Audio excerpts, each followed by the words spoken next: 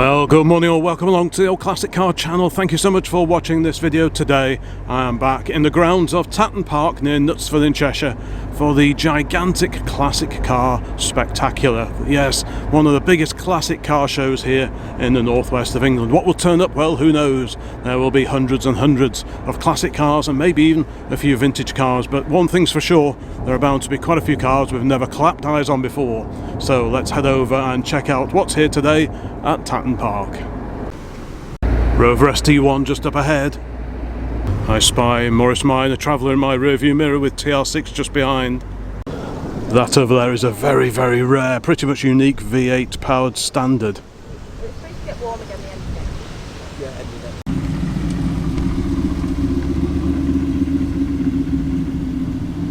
it. Peugeot 205 XR just joining the queue, 3-door hatch. It's a bit breezy, a bit chilly, and there's rain in the air, so yeah, I think we're going to get a bit of the damp stuff before the day is through.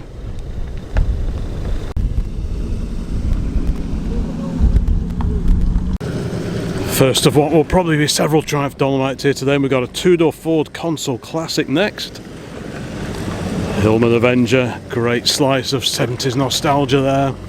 Riley 1.5 on mini lights, do like those. One of the Y Series MG saloons, looks like a YA I think, judging by the slightly larger diameter wheels. The YB had I think an inch less on the diameter. Correct me if I'm wrong in the comments. It's a breezy, chilly day. A Bondi Keep there, Triumph based. Now this, I forget what this is, but we saw this one at the Coachman. Is it a Pontiac? I think it is, yes, a Pontiac Tempest. There's that great Vauxhall Victor F-Type estate. Low light Morris Minor. Saw that one at Cape Thorne. The Morris Minor van, 66 behind that. Slightly later, 4-door Morris 1000 saloon. So quite the gaggle of Morris Minors here today. We've got a 2-door XJ Coupe wafting its way in, and a nice maroon example here of the Morris Minor Traveller. Looks like the Stingray is just parking up at the side, maybe waiting for other club members, and then they'll all arrive together. What do we have? Just heading down the driveway now. Looks like a Derby Bentley from the mid 1930s. Let's just wait and see when it gets a little bit closer. Yes, you can't think. Beautiful, beautiful car. Look at that. Magnificent car.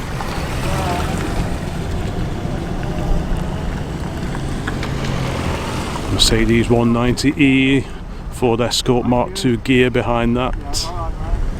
Jaguar XK, looks like a Caterham 7. Fiesta Mark I, and then a similar shade, Ford Cortina Mark III, the 4-door saloon, open top Bentley now.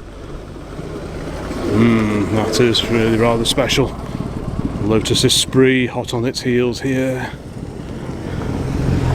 Triumph Stag roof up, and well, not going to see too many roofs down at the moment because it is raining and it is pretty chilly. A Mini Clubman behind that, could be a 1275 GT.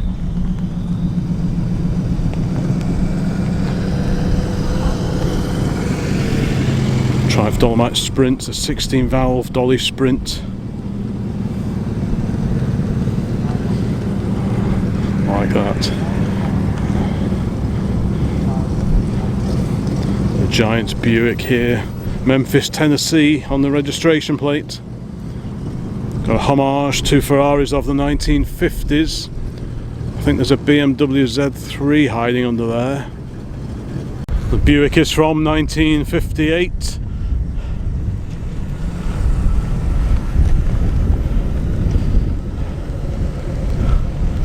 Pontiac Chieftain VW, one of the squareback Type 3 VWs. Mucho modified Morris there. Scorpio Estate. Escort, is that the Mark 6? Or it could be Mark 7. There's a Sierra XR4i on, arriving on the trailer with some extra bonnet louvers in it. That wind really is quite keen this morning. Nice proper metal plates on the Sierra. Very distinctive shape those. TVR probably a 350i I would guess. V8 Burble. Aston Martin Virage I think. Might even be the Virage Le Mans. I'm not too well up on my Astons.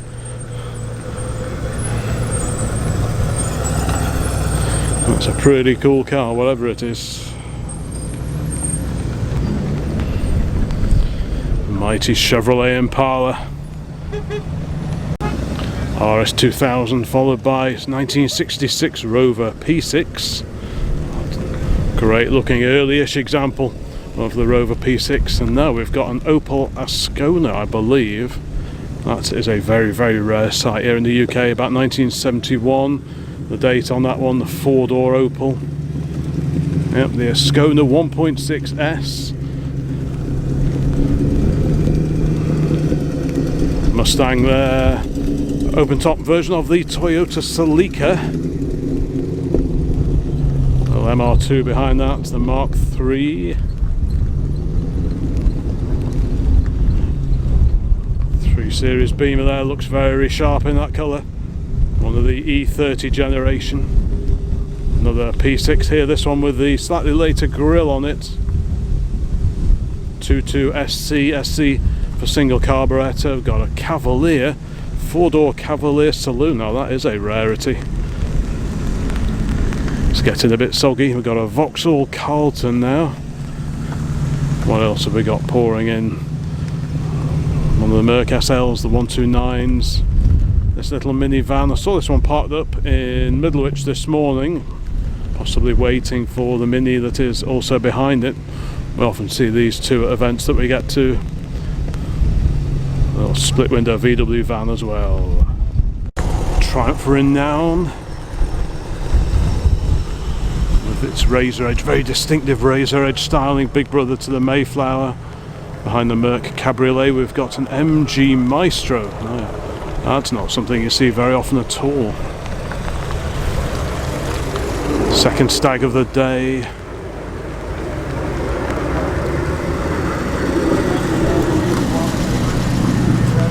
Vectra wagon, very clean one.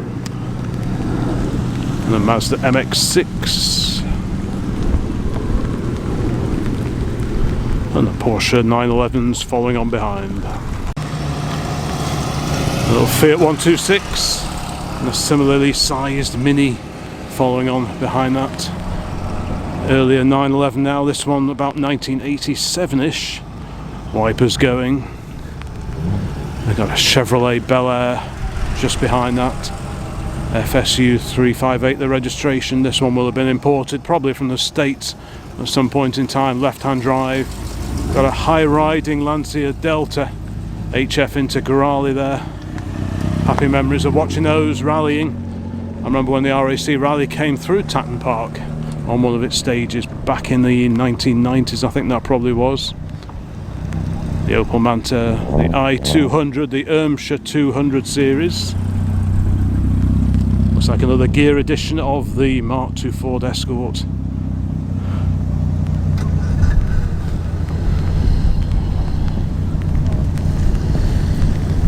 A couple more classic Fords, modern classic Fords behind that. We've got the Sierra Sapphire Cosworth.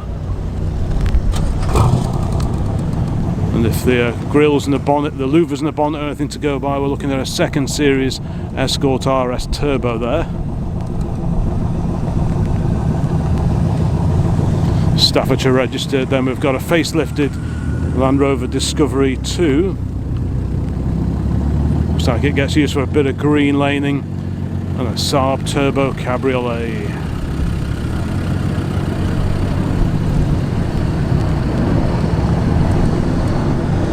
The Dolly behind that, this one in brown. It's like another Dolly Sprint. And Una 90, this is a Spitfire that I've seen at events here at Tatton Park and elsewhere in the northwest for decades. I've been coming to Tatton Park for at least 35 years, and that one has been a regular here at Tatton for probably most, if not all, of those years. Big old Wolseley, one of the big Farinas, probably the 6110. It's a 1964. Great wafter, that one. Another MG Maestro. I think this one's probably a turbo. Judging by the bigger bumpers, yes it is, and the graphics down the side. So that's even rarer than the regular MG Maestros, I bet. We've got a 66 Mustang, bright red. The Stingray is just rejoining a queue over my right shoulder. There's a Toyota Celica GT4.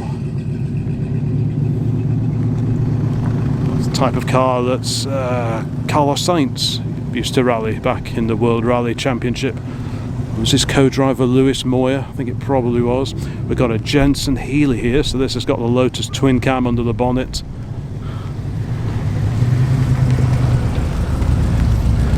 And just behind the Ferrari, we've got to the Vauxhall Viva HB, the much modified one. We last saw this one just a couple of weeks ago at Capesthorne Hall. Pretty groovy car, you don't see too many of those around. And behind that, MX-5. Classic cars, retro cars, but have we seen any pre-war? Well, we saw that Standard arriving just after I got here, which I'm pretty sure was the super rare V8 powered car. Otherwise, not so many pre-war cars. We've got the Bentley in already. The E30 here, very clean looking car. And we've got a few modern interlopers.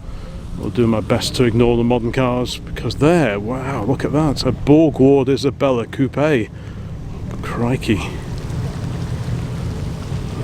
Quite a rare German car. Sometimes we see the estates, sometimes the saloons, but this is the very rakish coupe version of the Isabella. Wow, look at that. Good to see quite a few traditional classics here today at Tatton.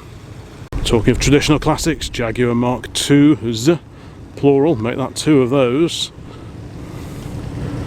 And just down the way there, a brace of Morris Minor Travellers. I've got a feeling we see these two arriving usually together at many of the gatherings that we get to.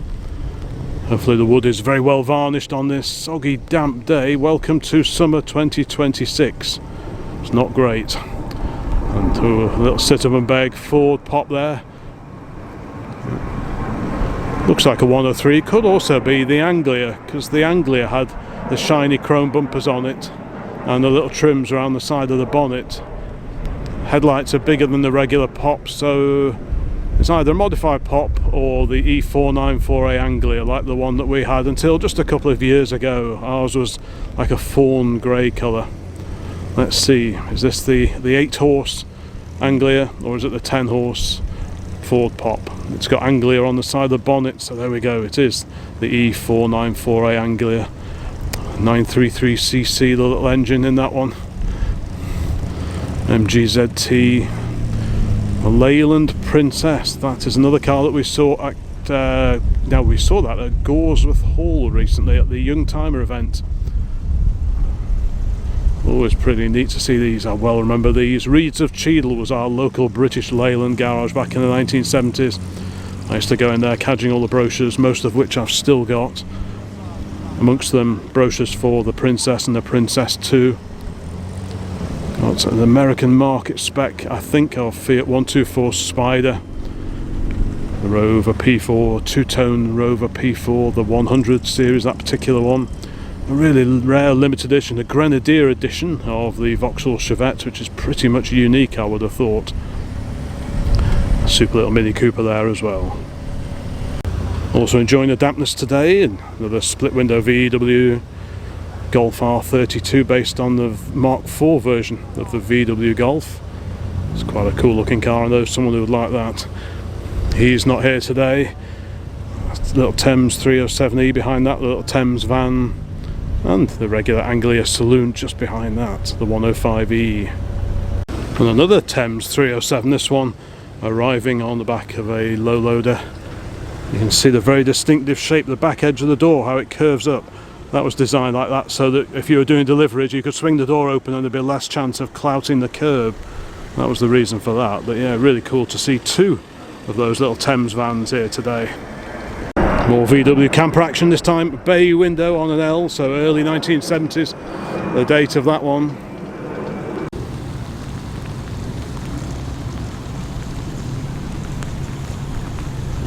The rain is properly coming down now on this Rover SD1. Little MG Metro behind that, about 1984, 85, the date on that. Really cool to see these MG versions of regular cars. Make that two MG Metros.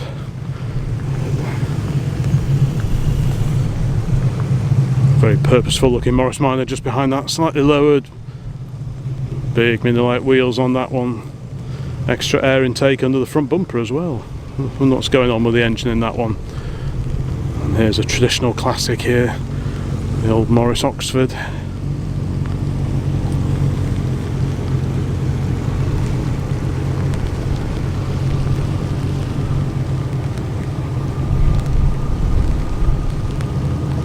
Jaguar X-Type, Ford Capri behind that.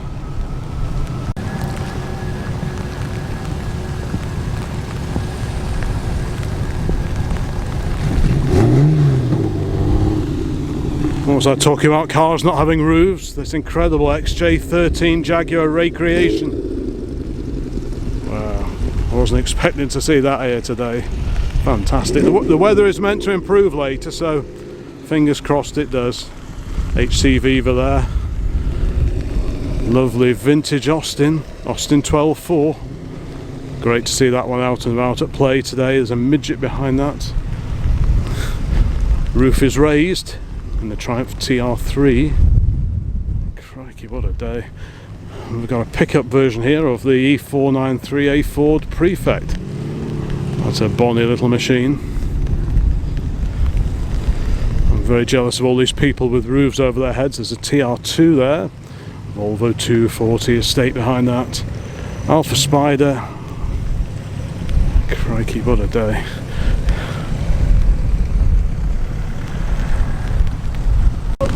Oh, I give up. I'm going to go and hide back in the car again. Still, I guess we have been pretty lucky with the weather at many of the events that we've been to, but crikey, everything just soaking wet, so I think we'll have a bit of drying off to do, and then hopefully this will blow through before too long, and then we can get back over and see what's going on over there. Just trying to dry the camera off in front of the vents at the moment.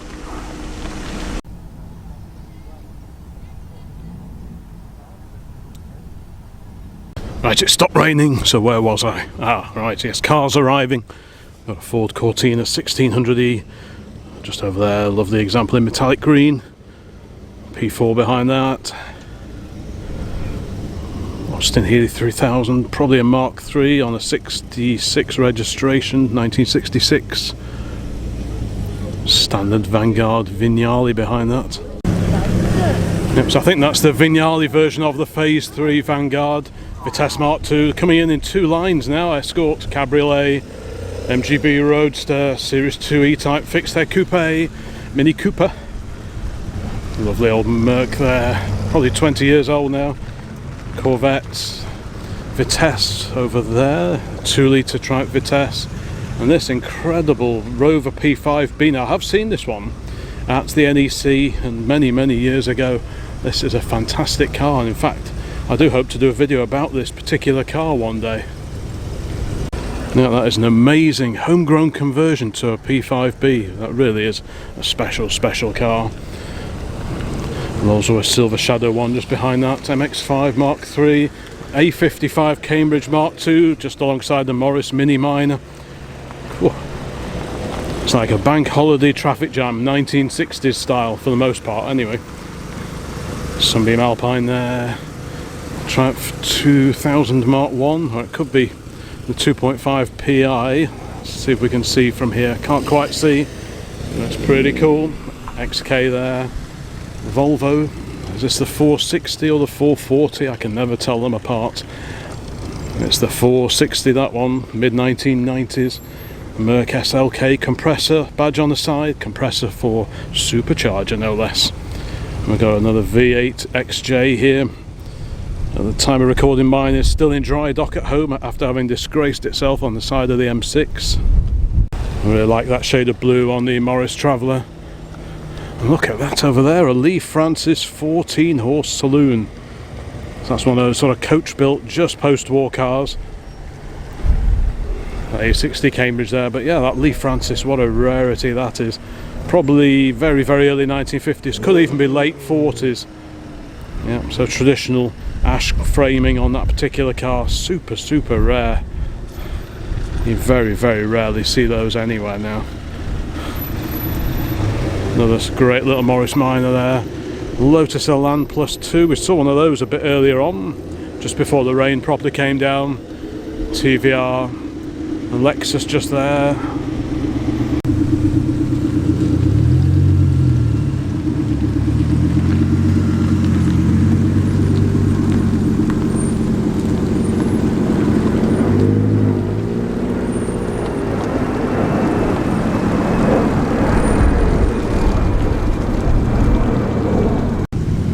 Toyota Camry, not a car you see too often. Toyota Celica GT4, second one of those we've seen today. A low-light Morris Minor, convertible no less. Now that is a rarity. Little side valve engine based on the Morris Series E Frog Eye. Little 8-horse Ford, the Ford Model Y from the early 1930s, probably about 33, possibly even 32. I love the styling on those little Model Ys, really do like those. Bentley Arnage, Corvette just comes through. Official pace car, Indianapolis 500. Saw this one at Goresworth Hall recently too. S-Series TVR, V6 power, Ford engine under that fiberglass bonnet. MR2 Mark 1 just pulls up alongside it, followed by a Triumph TR6. There's a Chevette HS just in the background over there too. Rolls-Royce Silver Spirit, mid-1990s.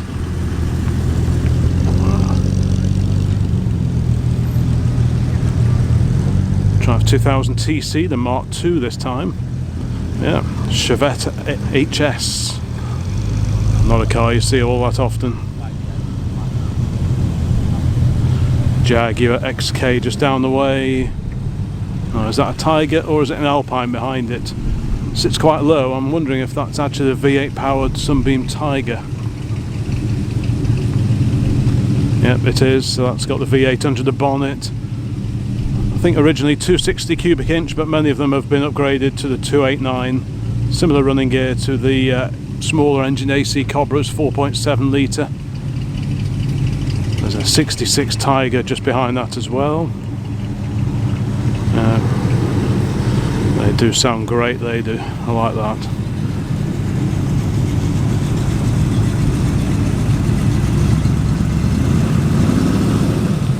There's a 67 Daimler V8 250. So that's got the 2.5 litre Daimler engine under the bonnet.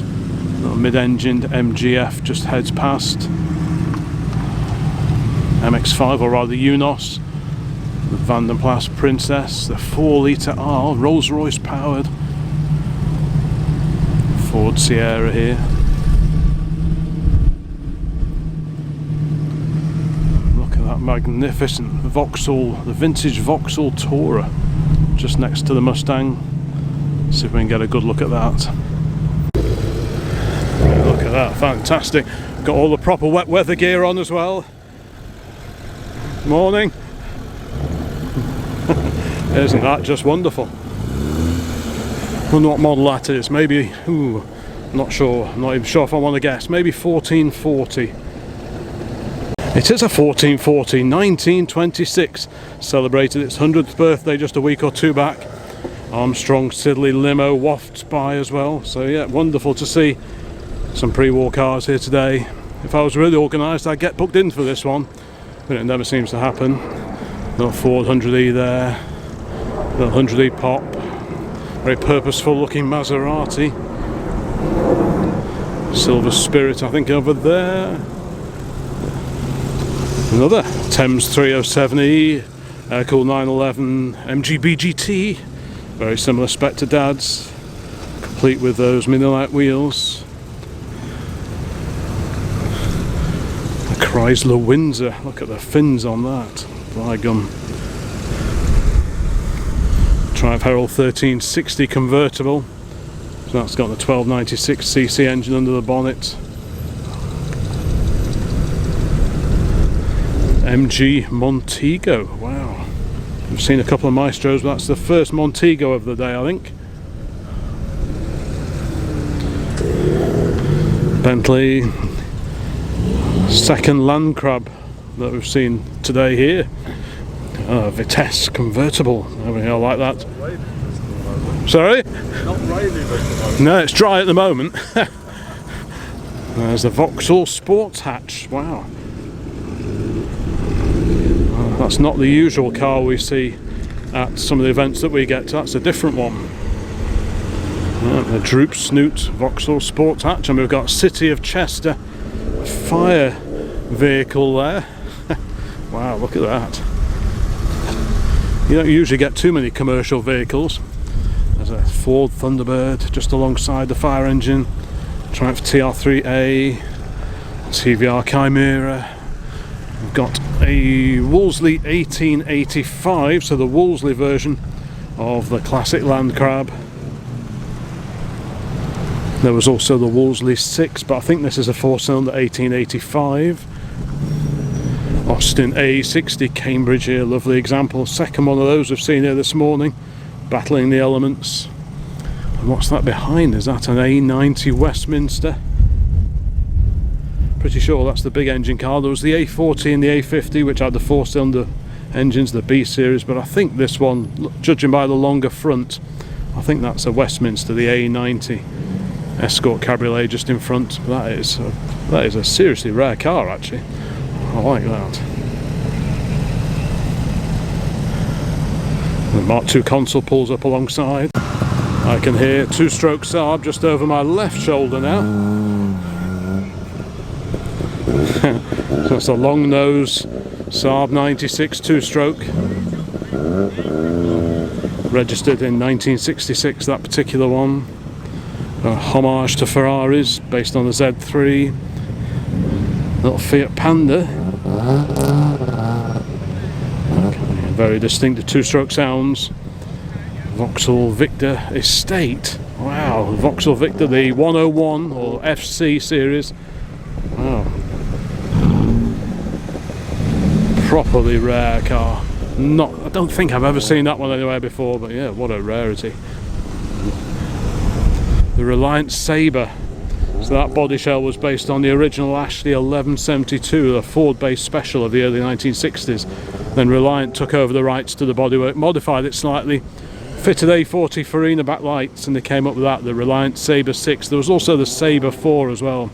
Most of them seem to be the 6-cylinder cars, and I think they are just fantastic looking bits of kit. Got a Nova GTE, pretty swish vintage Rolls Royce just alongside it as well. Yeah, real variety of cars here today at Tatton Park. Toyota just over the way alongside the Frog Eye. The hot rodded Ford Anglia, this was based upon an EO4A Ford Anglia. Rover 75 alongside that. Triumph Stag, Aston, Jaguar X358 behind, the Aston Martin, XK in the mirrors. More Triumph Stag V8 3 litre under that bonnet. Got a Series 3 V12 E-Type. Electric fans whirring away on one of these two Jaguars. I'm not quite sure which one it is. And look at that, the Austin Ambassador, the Vanden Plas edition of the Austin Ambassador. So that was sort of the revised version of the old Leyland Princess. MGB Roadster. Another Triumph Vitesse, this time 2-litre Mark II. A couple of Austin Healey Sprites alongside there. The cream one, that's the Mark I Austin Healey Sprite, and there's the slightly later car just in front. There we go. There it is. Round arch Sprite. Pretty much identical to the contemporary MG Midget. Lovely TR4 there. What is that? I do not know. It is a Dodge from 1955. The Royal Lancer. Wow, look at that. Like I was saying before, you get some real oddball cars here at Tatton Park. People come from all over. Like I said, this is probably one of the biggest classic car shows, certainly in the northwest of England, and as a result cars come from all over the place. That Dodge is really very neat indeed. Got an E-Series Vauxhall Cresta, the 6-cylinder Vauxhall Cresta behind that. Styling very much inspired by American cars of the 1950s, as you can kind of see if you compare it to the Dodge just in front of it. There's an E30 Cabriolet there. Very bonny little Austin Mini, the Austin 7, as the early Minis were badged. The very first Minis were actually Morris's, then the Austin came along shortly after, I believe. Another E-Series Cresta, so also 6-cylinder powered. They've got a TVR just next to it. Slightly different trim treatment down the side with the two Vauxhall Crestas, so they did change them a little bit as production continued throughout the 1950s. So it's really cool to see two different variations of the Cresta theme here together. Another Austin A60 Cambridge, MGB GT, Renault 18 Turbo. By gum. Continental R there. Mighty Toyota Crown Estate. How cool is that? Wouldn't that be perfect for the weekly shop? Little MX-5. Mark II Escort 1600 Sport. And there's another, that's a Ford Prefect. I think that's the 107E Prefect. Yeah, it's got the extra little dog leg on the front wing, so that's got the overhead valve engine. Little bright yellow Lotus Elan fixed head coupe just purrs its way past. Got a Mark II XR2 there. Lotus, is that the Exige, I think? TVR Chimera. Little Spridget there. Austin Healey, beautiful. Little Porsche 912, so the 4-cylinder Porsche 912, air-cooled engine in the tail. 911, well that was a 6-cylinder car. The B Ford V8, presumably pickup truck, half-ton step-side pickup. Looks like an MGTF, make that a pair of those. Little Ford Pop 103E. So that was basically the replacement for the E494A Anglia we saw before. Slightly more basic, but it did have the bigger engine, the 1172cc engine. Classic Beetle there. Another Ford Thunderbird, that's two of those 1970s Ford Thunderbirds here today. By gum. Don't forget to let me know in the comments which cars really stand out to you, because I think we're going to have a little bit of everything in this one, but it's always fun to read your thoughts on the events that we get to. RS2000, Wallace and Gromit head past in the A35 van. That's pretty cool. Look at this Austin, or sorry, Morris based camper here. Not Morris Minor just heads past, but yeah. So camper version based on the body shell of the Morris van. Little half-ton vans, early 1970s that one. Quite a few Rover SD1s here today. Got a Ford Capri 2. The Rolls-Royce wafts its way in alongside, but yep, Ford Capri 2. This was the model that introduced the hatchback to the Ford Capri design. 1.3 litre that particular car, 4-pot engine, and behind that we've got a 66 big Healey.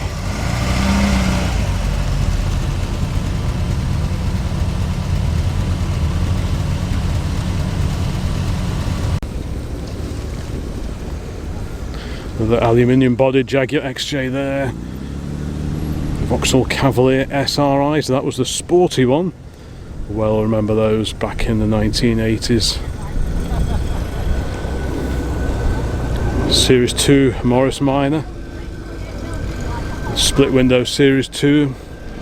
Looks like there's a bit of an issue with the semaphore indicator.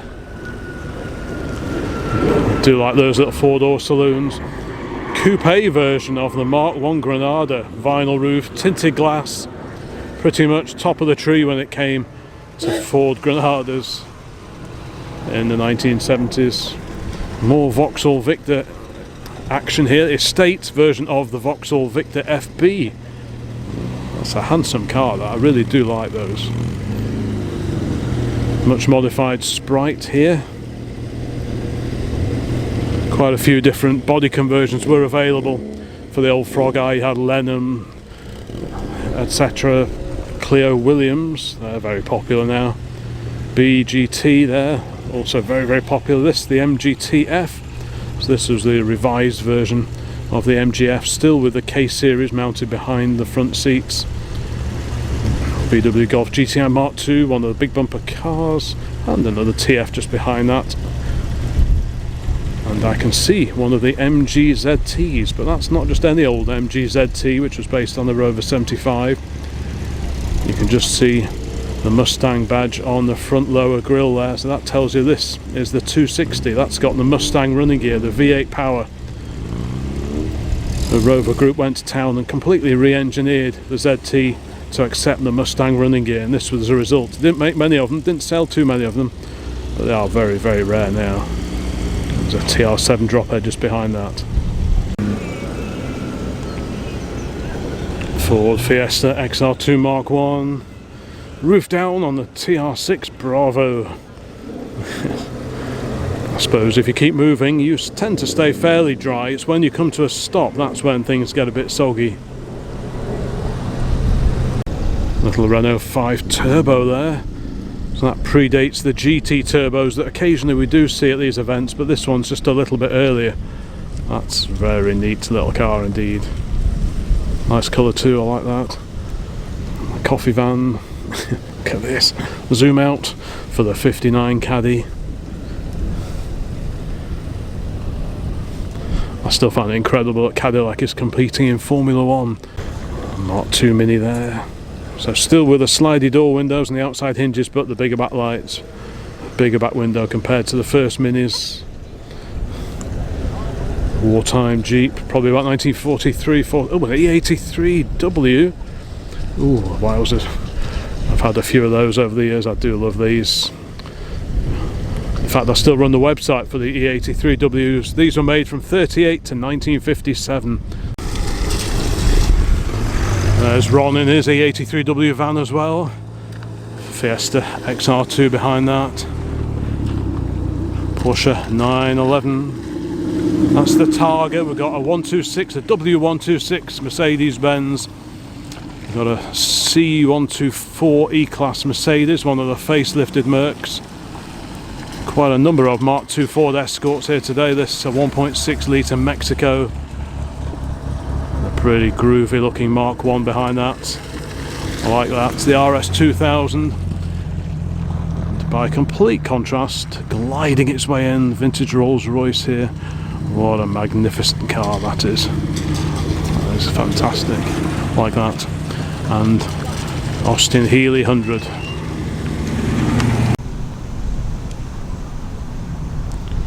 Oh yes. There's that glorious Triumph Dolomite. I've seen this one once or twice recently, and that is just a glorious, glorious car. Pre-war Dolomite foursome drophead coupe, to give it its full name.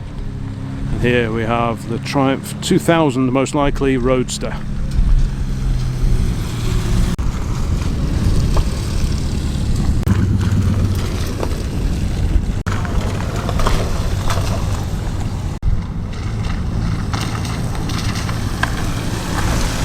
There's a Jaguar XJR based on the XJ40, which is celebrating its 40th birthday this year.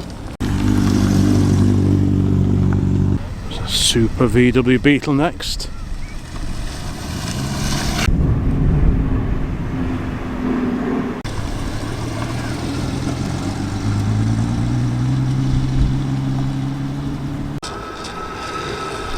Lovely pre-war Rover, the P1 series Rover. Sports Saloon, Continental T perhaps behind that, and an E46 M3.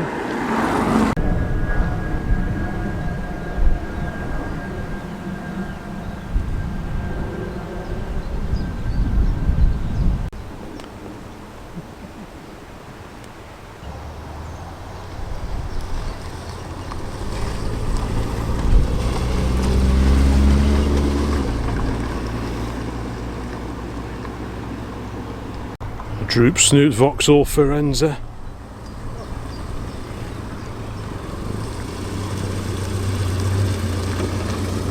Chrysler Crossfire. These were based on the early Merc SLKs. The magnificent Rolls-Royce. The original Shadow 1 by the look of it. Made just a few miles away from here in Crewe. Welsh registered MG Midget. Jensen Interceptor. Fiat Panda 4x4. Is this a Lincoln Continental? It certainly is. And a front wheel drive Oldsmobile Toronado. I have a feeling we saw this Airstream Caravan last year, but towed by a different truck.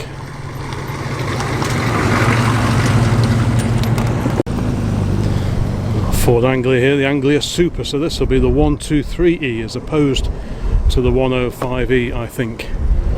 It's pretty cool, metallic paint as well, so separating it from your regular 105E Anglias.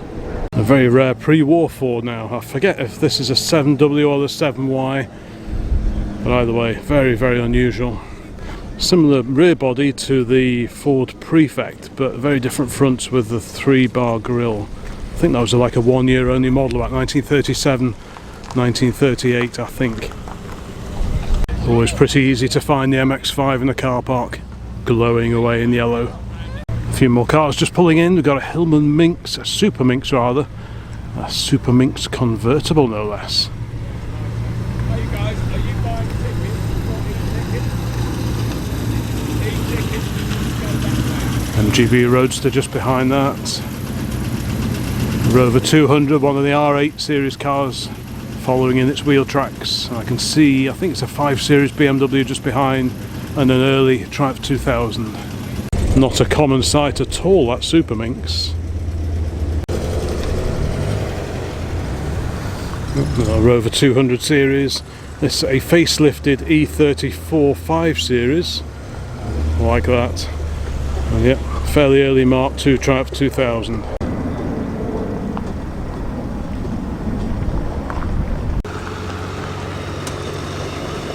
I think it's time to have a bit of a mooch around now, and the first thing we see is our lineup of classic cars for sale.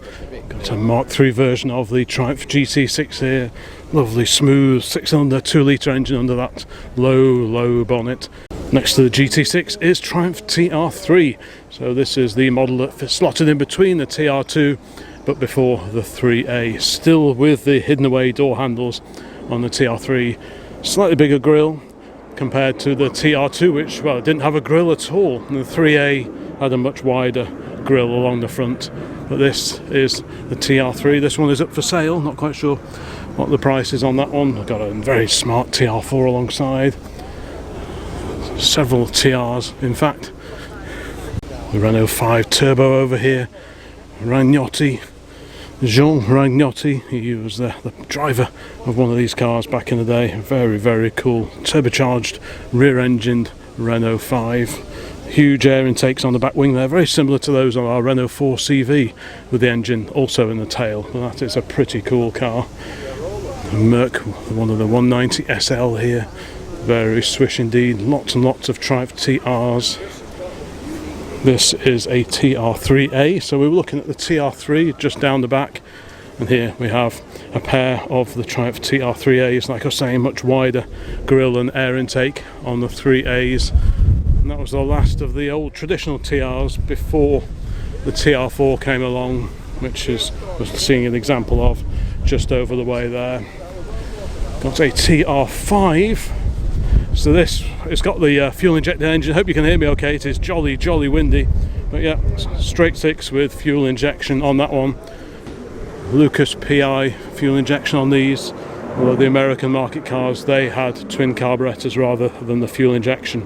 Talking of fuel injection, we've got the TR6 alongside the TR5, so very similar running gear in this one, but very different styling. Which would you go for?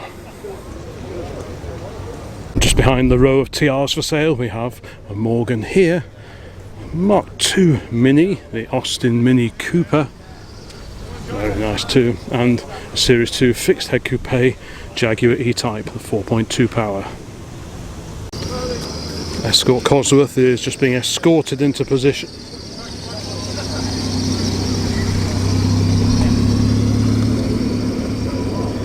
If you've ever been to the Tatton Park Classic Car Show, you'll know the layout. This is where all the sort of individual entries are. The clubs are over the back over there, and we've got traders, auto jumble, etc. basically over that side. So I think this is probably as good a place as any to start. We'll just see what we can spot as we mooch around here. It's a mix of later modern classics such as the Z3 and the Z4 here. So we'll, as always, we'll try and feature just a little bit of everything, but mainly focus on the older cars because that is what the channel is all about. Next to the Audi R8, we've got a very, very bonny Austin A35 panel van.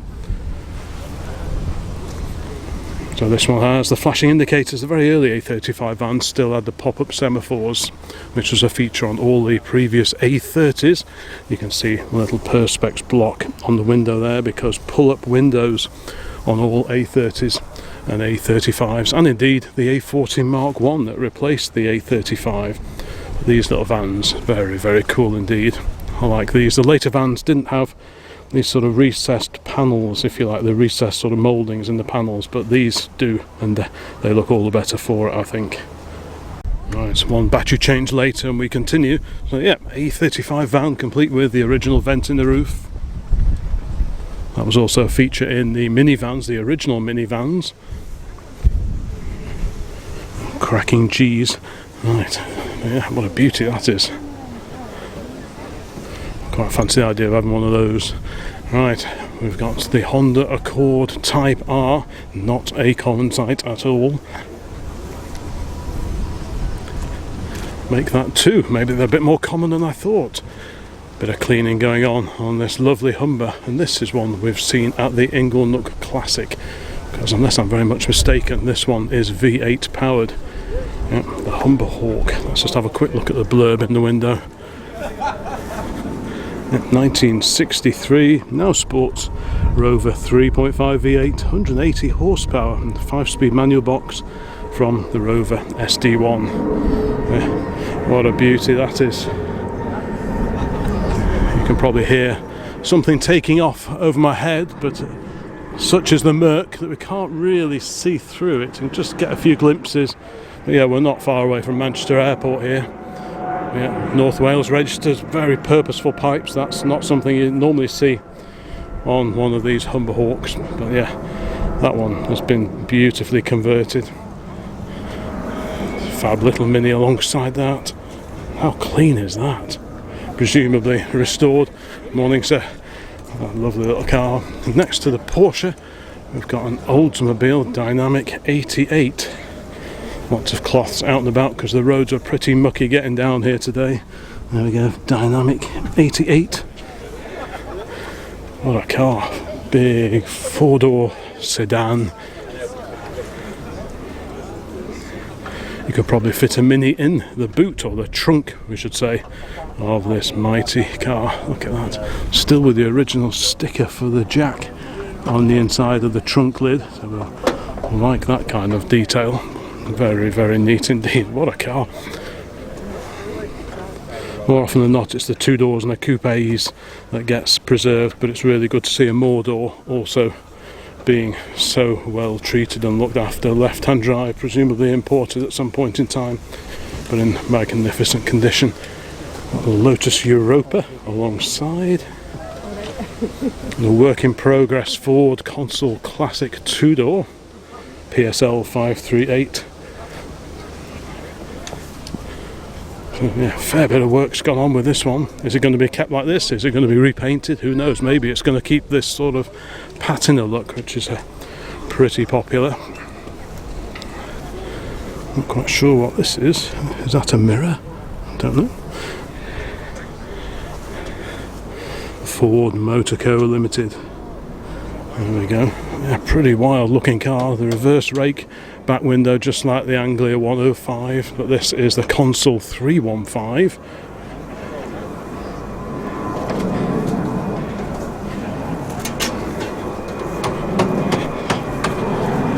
think that's the first time that particular car is featured on the channel. Very clean Mark 1 Ford Escort alongside on a J plate. Looks to be pretty standard. It's got the wider steel wheels, possibly off the Lotus Cortina. Otherwise looks pretty stock, and it's kind of cool to see one that isn't rally car spec. We've got some bucket seats in there, proper period looking bucket seats. So that's the sort of kind of mod you would have done maybe in the 70s. Same with these speakers on the rear parcel shelf.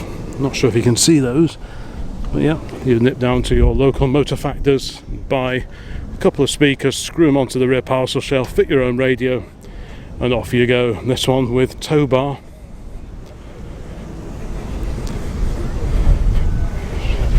Disc lock for a bit of added security.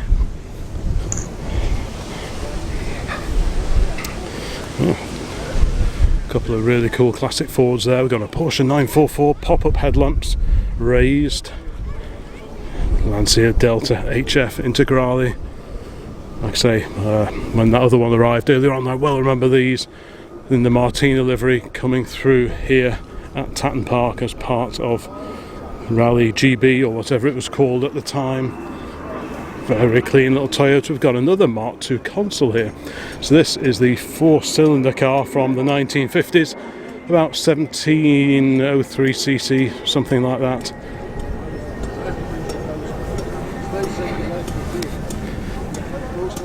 That's off a later, the Zodiac, isn't it? That's off the later boxy Mark IV Ford Zodiac. Now look at this beautiful Rover alongside this, the P5B Coupe. So it's a 4-door car, but with a much lower roofline compared to the regular P5B Saloon. 3.5 litre Buick derived V8 engine under there, but yeah, lower, swoopier roofline compared to your regular saloons, but still a 4-door car, slightly higher spec compared to the Saloon. You got some extra instrumentation. Probably can't see through the window, but there is some extra gauges just below the main instrument over there. Different rear seating as well in the coupes. Speakers set into the rear panel. Lovely car, really is. Great colour. It's got a 3500S badge on the back, which you don't normally see. That's usually the badge that's fitted to the P6 V8 manual. Tow bar as well. So has this one been converted to a manual box? Let's just see if we can sneak round and just see if it is a manual gearbox. It is indeed. So, because that was not something that Rover ever offered to their regular customers, a manual V8 in the P5B body shell. Presumably this is a special build. Yeah, very cool. Whereas the P6 was available, the V8 and the manual box, the P5B never was.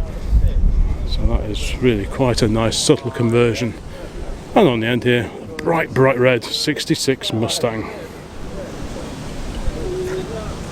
Double estate car action here, double Swedish estate car action. Alongside the Volvo we have the Saab 95 V4 from 1971. This is a car that should be familiar to regulars here on the channel. Yeah, what a belter that is. And alongside that we've got a Fiat Panda 1000 Fire, complete with what appears to be the original dealer supplier sticker in the back window. Nice details, always like these little nods to their past. Very jazzy interior trim in that one. So this is a 1992 £6,238.77 in 1992. Never been welded as far as I can tell, but it has been Zybarted or something similar, which probably explains why it's in such good condition. There's a bit of the blue stuff in the sky now, so fingers crossed that'll keep up. We've got a Porsche 928 S2 bonnet raised. There is the big V8 engine under the bonnet there. Plenty to keep you occupied of a weekend if you like to do a bit of engine detailing. But yeah, really cool cars. Proper big GT from Porsche there. Do quite like those. Here we have Austin A35, but not a van this time. This one, the two-door saloon. So 948cc was the standard engine fitted to all the A35 saloons. The vans did have different engine sizes throughout their production, but all the saloons were 948 to begin with. Quite a few have been upgraded to 1098 or 1275cc versions of that A-series engine. But looking at this one, it looks pretty much standard original. It's got some aftermarket wheel embellishers just around there, just to lift it just a little bit. Got the nodding dog on the rear shelf.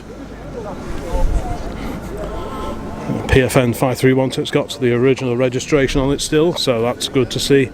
And indeed the original plate, the Homo high grade patented number plates. I wonder what it was that they were able to patent that was so unique about this particular style of number plate. Answers on a postcard please. But yeah, very bonny little car from the 1950s, rival to standard 10. Yeah, neat little car. We've got a Fiat X19 alongside, two-tone car, Bertoni badging, engine behind the lid there, lift out roof panel as well. Pretty neat looking little cars as well. Do like those so 1970s in shape, and not dissimilar to the MR2 Mark 1 that's alongside this, with the lift out roof panels as you can see just on there. Engine also behind the driver and their passenger. Yeah, a bit of sunshine, that is very welcome. Hopefully that will continue for the rest of the day. Let's continue down here. Got a little mini Sprite edition here. So many different limited edition versions of the Mini were produced by Rover Group back in the day. We've got the Toyota Celica here, very clean one, and on some very non-standard wheels we've got a super clean 1725cc Hillman Minx. This quite a late version of the so-called Audax era of Hillman Minx. Earlier cars had a slightly curvier roofline with a big wraparound rear window, but Roots Group did update the design somewhat, and resulting in this, the car that we see here. Of course there was the Singer Gazelle, which was very similar indeed. You don't see too many Roots Group cars. We saw a few Sunbeams coming in before the Tigers and an Alpine, but not too many Roots Group saloons tend to get preserved, especially not in this condition. We saw the Super Minx convertible, but this is the Minx Saloon. Super looking car, and how clean and tidy is that in there. Lovely. Next to the Minx we have Jaguar XJS and the second Consul Classic we've seen parked up, but this is the four-door Consul Classic, just getting a bit of a wipe down. That is a pristine example. White wall tyres, wheel trims as well, proper period accessories in play here. Little clip-on mirror too, that was another period accessory. I love these little sort of opening rear quarter light windows, such a weird shape. Yeah, not concourse anyway. Not a car you see many good examples of nowadays. That would cost a fortune to restore if you found a rotary one of those now. Just to get the chrome done would cost an arm and a leg, let alone the paint and the bodywork, the mechanicals, the running gear and the interior. I mean, I don't know if you can see through the window here, but it is in lovely condition. It really is very smart indeed. How this one has survived, well, who knows, but it is a lovely example. Next to that, got a little Ginetta. These Hillman Imp powered, rear engined. Very neat little car. Is that the Ginetta G15, I think? And we've seen P6s already today, and this one is a super modified P6. The amount of work that's gone into the body conversion on that is just off the scale. Next to that, looking pretty much totally original, we've got the Austin 1300 GT. So this was the AD016 with the 1275 transverse A-series engine, twin carburetors.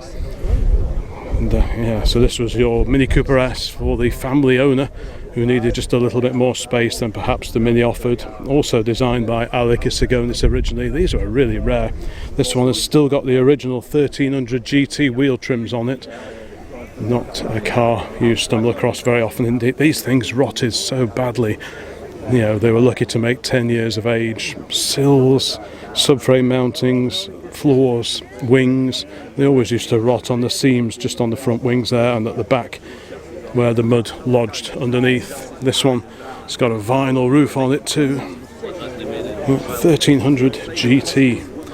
Oh, this is the Morris badge version. Oh, so that makes it even rarer than the Austin 1300 GT. Wow. The Morris model was only made for 6 months before going over to only being sold as the Austin. Only the only Morris model left in its original colour of bronze yellow. There we go. So, bit of the potted history if you want to just pause the video. Yeah. There's the very sporty steering wheel that was standard fitment on the GT. GT badging as well. Zybart. So maybe that's why this one has survived. Zybart was a rust treatment. And sometimes you see these old cars and you open the door and you see little yellow bungs, little rubbery plastic bungs where holes have been drilled here, there and everywhere to pump anti-rust fluid wax into box sections just to help try and preserve them a little bit. And that's probably why this one is still with us today. It's in beautiful condition. 1300 GT.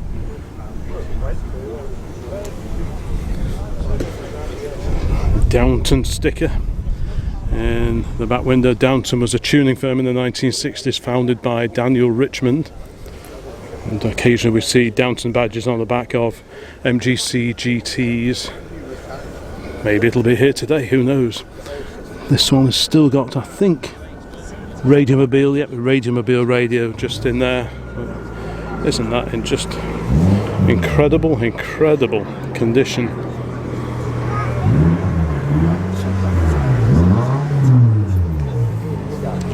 Right, here we carry on, and here is, I think this is the 2-door console classic that I saw arriving just a little while back now.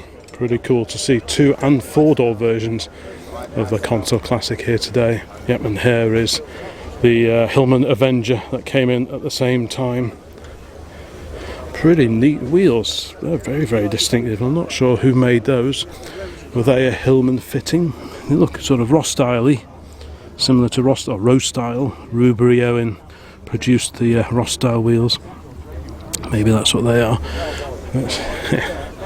And the partial vinyl roof. Well, there was an edition of the Avenger that had a partial vinyl roof like that. This one is a 1600 DL automatic Avenger. A very distinctive sort of boomerang shape rear lamps on these particular cars. And next to that's the Riley 1.5. So you got the Wolseley 1500, which shared pretty much the same body shell apart from a few differences around the grille area, badging, trim, that kind of thing. But this is the Riley, so this still has the 1489 B series engine but with twin carburetors, and these were quite a sporting saloon of the late 50s, early 1960s. This is a fairly early one, I think. The later ones had the A40 Farina backlights and little sort of pods on the back. But this one has the earlier small lights and probably the earlier lights at the front as well.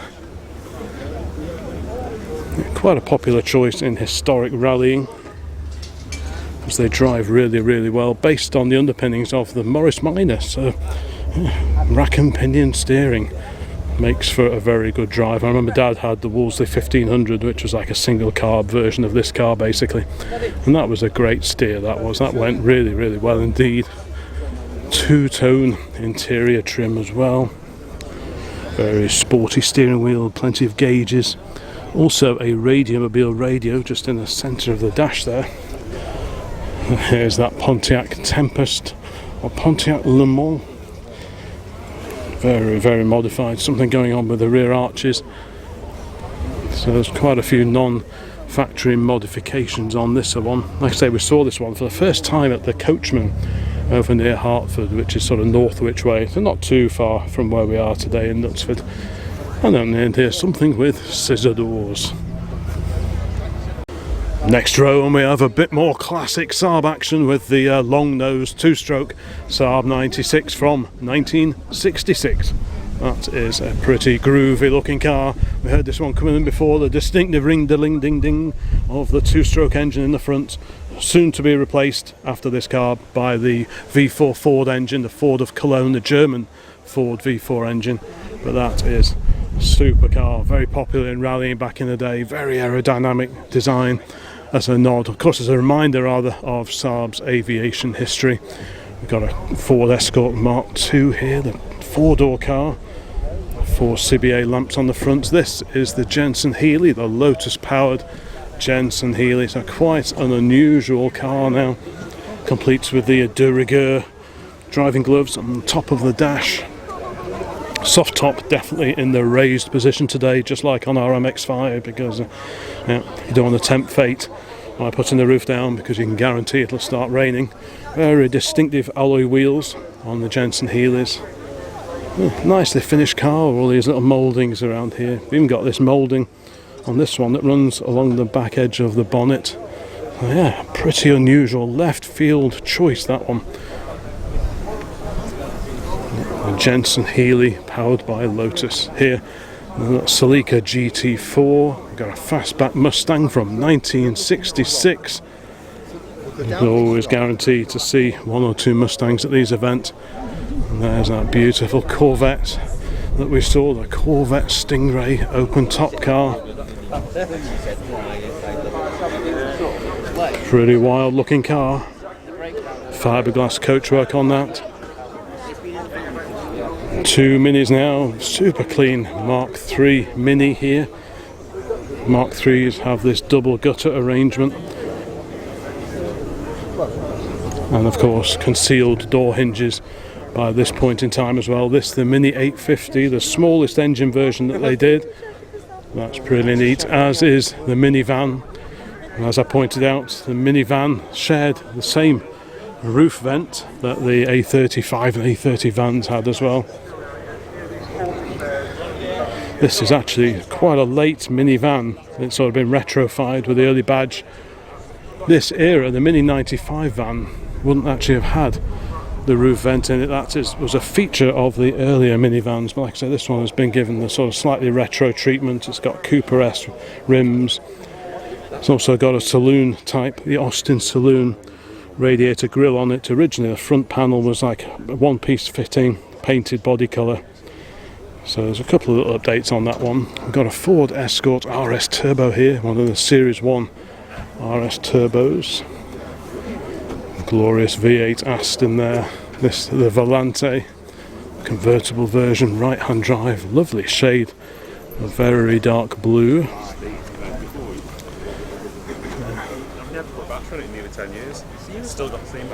Presumably 2 fuel fillers hiding under those flaps. Twin pipes out the back. Quite a large car, but very, very impressive. Aston Martin V8 on the side there. And just fired up alongside, we've got the Jaguar, the XK 150. That is. And there's the beautiful XK engine. Quite the hiss from the 2 SU carburetor intakes.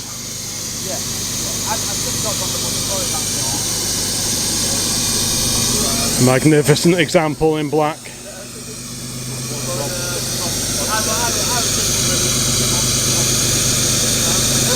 Lovely old glass Trico windscreen washer reservoir over there.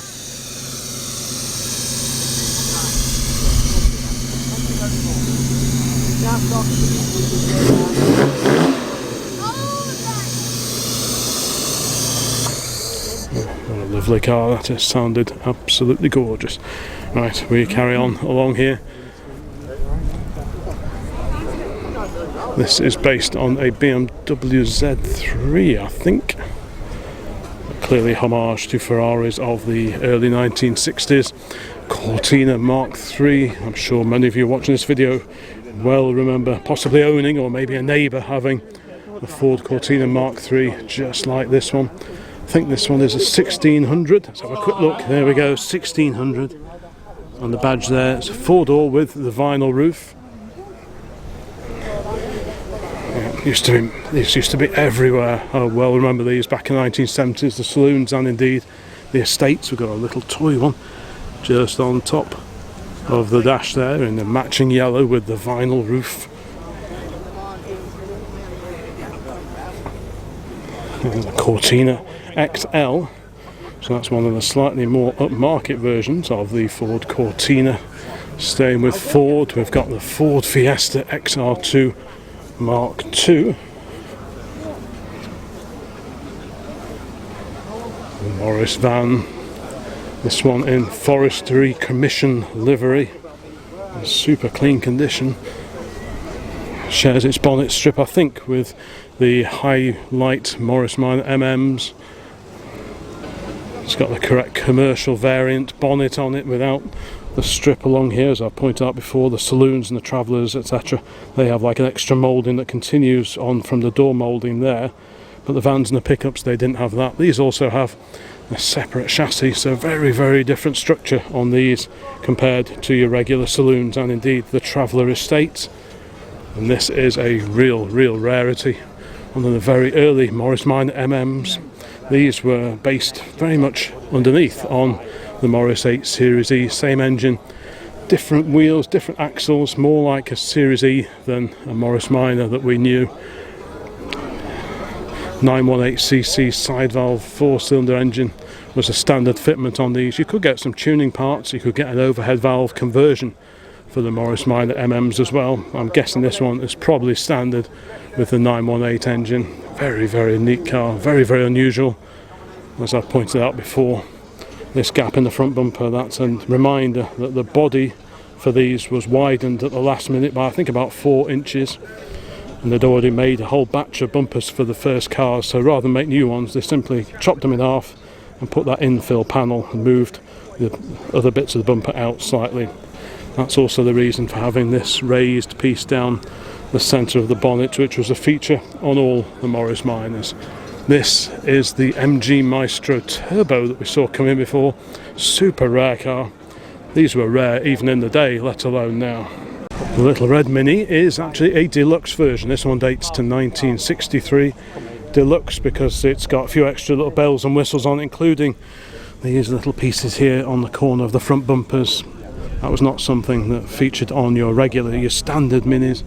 There's a few other little tweaks as well. And it's really cool to see this one still has the proper 520x10 cross-ply tyres.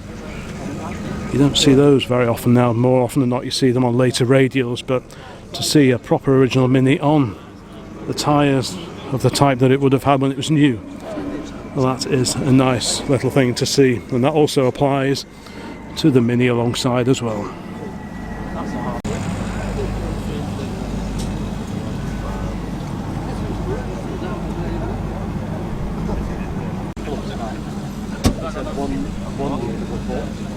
Nice to see proper original Lucas 7-inch headlamps.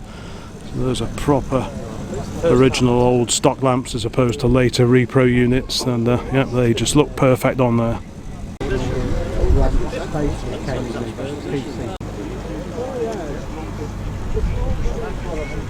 A few things for sale. Next row, and completely different to the Minis parked in front of it, this is the Buick Riviera, circa 1969, this particular car. It is certainly a very imposing, very impressive looking car. This is at the Saab station where you need to see it last time.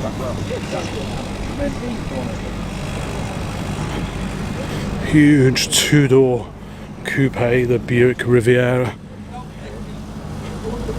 What's this, about 1969, so yeah, nearly 40 years difference between our 31 Buick and this mighty machine.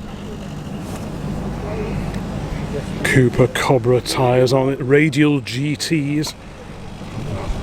That is a very smart looking car. We've got a round arch AMG midget alongside that. A slopey headlight, presumably is still 6-volt VW Beetle, along with all these bits and bobs that are for sale. MGZT with a very distinctive paint job. Here is that Grenadier edition of the Vauxhall Chevette, particularly unusual car that is. The Grenadier black, silver and royal ochre livery, exclusively styled, colour impregnated front air dam, rear spoiler, different wheels as well. Yeah, look at that. I wonder if this is the only one that survives. There can't be many of these around. It's quite late on the B, so maybe this was sort of like a run-out model, because the Chevette came out a long time before B registration was a thing. Oh. Real unusual car, that one. Right, there's the R32 based on the VW Golf that we saw arriving just a little while ago. I think this is a Nova SR. It is indeed. So there's the SRI and this, the SR. Two reasonably hot hatches from the Vauxhall stable back in the late 1980s. Sunroof, different colour lower body on this one. Very comfy looking seats in there. Very nice. Hard to find a good one of those now. Roof down on the Saab Cabriolet. I believe these conversions were undertaken in America as opposed to Sweden, where traditionally the pre-GM Saabs were built. Manual box, right hand drive. Really cool cars. We have had Saab 900s in the family before now. These little buttons here, that one and the other one over there, they operate the electric door mirrors. They're all really clearly laid out, really well thought out, ergonomically, not really been bettered as a car. Right, let's carry on. Alpha there, the Alfa Romeo Spider. Big, low slung. Look at this Lexus here. Possibly on air suspension. And here we have the Austin Cambridge. This, the A60 Cambridge. Beautiful example in black. 1622cc B-series engine under that bonnet. A doddle to work on. Good ones of these are pretty thin on the ground. Tough as all boots. They used to soldier on for years. Even when they were starting to get pretty tatty, they were so solid. That's why they were really popular with the Bagger Racing set. Unfortunately, this one has escaped the attentions of the Bagger racers. Still got the correct sills with the jacking points. Often the pattern sills don't have the jacking point access on them. So this was the sort of slightly revised version of the A55 Cambridge Mark II. We used to run one of those. The Mark II that had the slightly smaller B-series engine, slightly narrower rear track, different styling front and rear, but the main body structure was the same. Slightly bigger fins on the earlier car, but you still do get some fins on this era of Austin Cambridge and the Morris Oxford that sold alongside it. Look at this amazing larder.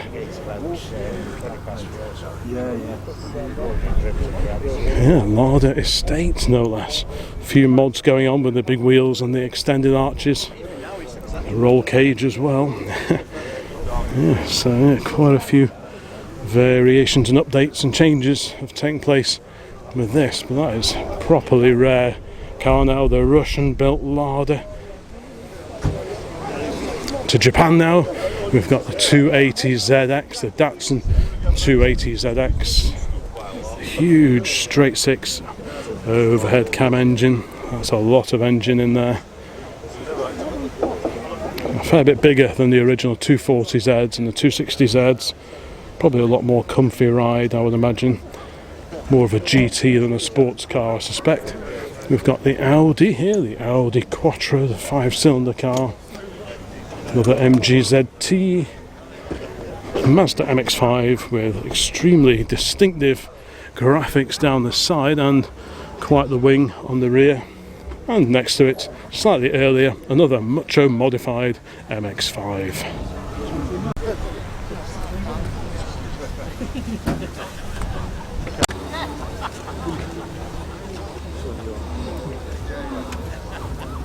Heading up the next row here today at Tatton Park, we have fixed head coupe version of the good old Lotus Elan. Very neat little car, and our favourite colour, also with pop-up headlamps just like our MX-5. And in fact, when Mazda started designing the MX-5 in the 1980s, they did get hold of one or two Lotus Elans as inspiration for their new Roadster. Very smart BGT alongside. And here we have the two Crestas, one just up there and here. So yep, 6-cylinder engines in the Vauxhall Crestas. So you had the Wyvern, which was the 4-cylinder E-Series car. E-Series saloons were built in the early to mid 1950s. Wyvern, the 4-pot engine. Then you had the Velox, which was the 6-cylinder power car, and then the top of the tree was this, the Cresta, with a few more extra bells and whistles, extra chrome plating, extra equipment, all that kind of thing. So the Cresta was the top of the range car of its era. The early E-Series were quite novel in that the bonnet could be opened either side hinged, which was quite interesting, a bit like the Buicks of the 1940s. Some of those had a similar feature, but after a while they reverted to conventional rear hinged bonnets on the cars. These two we have seen at shows for many a year, and it's really cool to see them.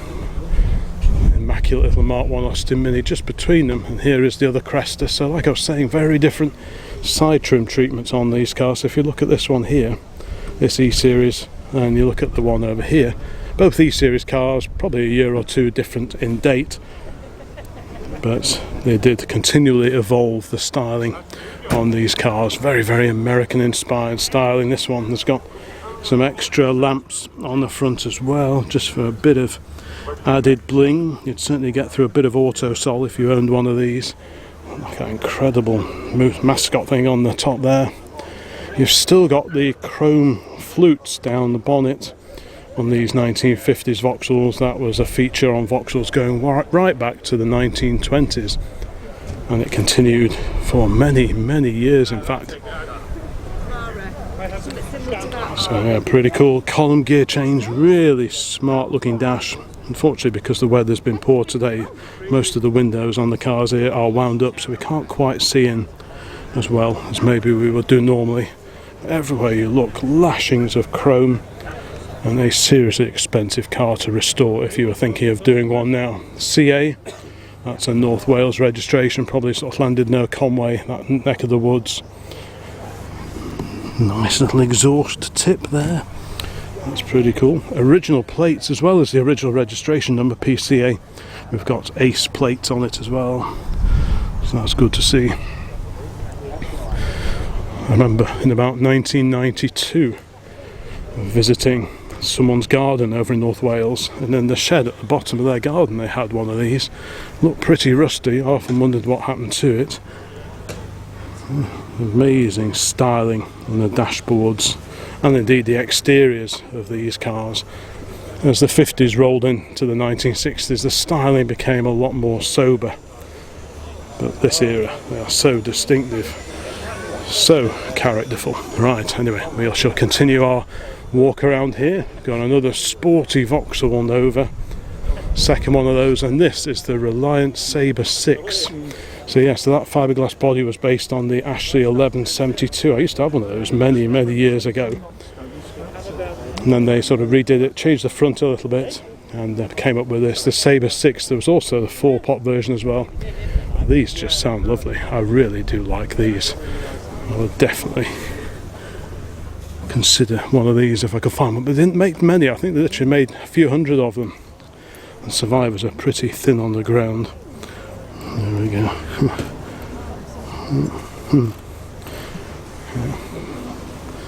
Very distinctive hump in the centre of the roof as well. Austin A40 Farina backlights, that was a thing on all the Sabres. This one on a C plate in 1965, but just a very sleek looking GT, and they do sound fantastic.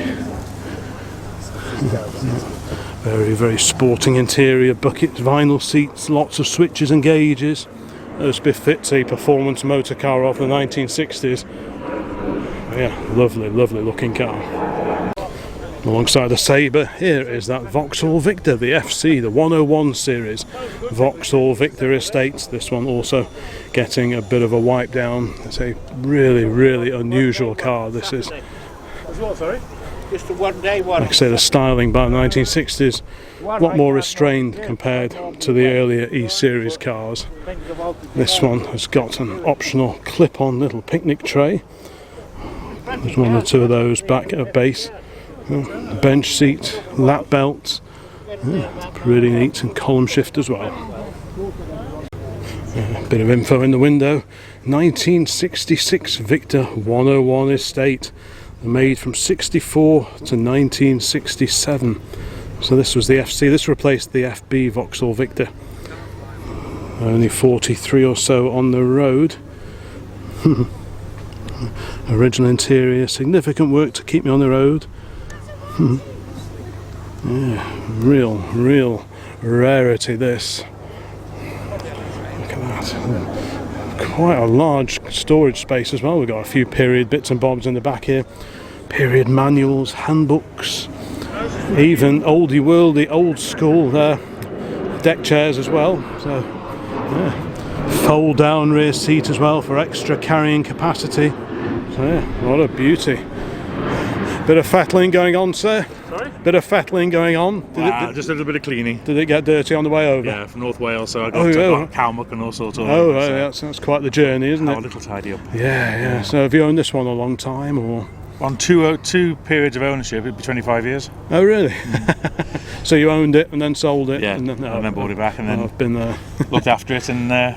Did you have to restore it yourself? We've done quite a bit of work to it, Right. but most of the panels, bar the back wing and the back door, are the original panels. Are they? Wow. But they've had metal let in, but they Yeah, were good enough not to have to scrap them or replace them. Because I mean, they did rot a bit, didn't they? Oh, for fun. Yes, and imagine if you wanted to restore a ropey one of these now, Can't. would you find the parts?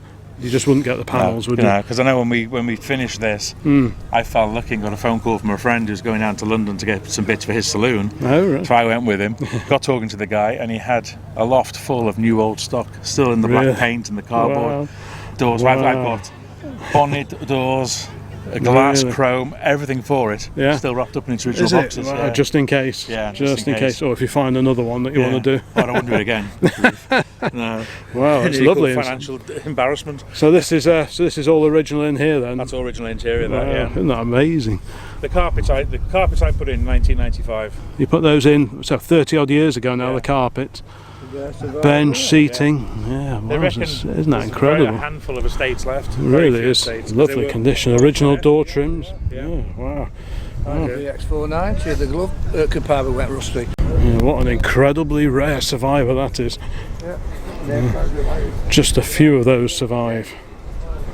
Right, here we continue our trawl around. We've got this MG Montego here, super clean example of that. The Vitesse convertible, 2 litre 6-cylinder engine, very similar to that fitted to the GT6, and alongside the Vitesse, which they were all 6-cylinder powered. Next to that we've got the 4-cylinder Triumph Herald 1360, very similar styling at the front, 4 lamps on the front of the Vitesse, 2 lamps on the front of the 1360, but yeah, clearly very, very closely related otherwise.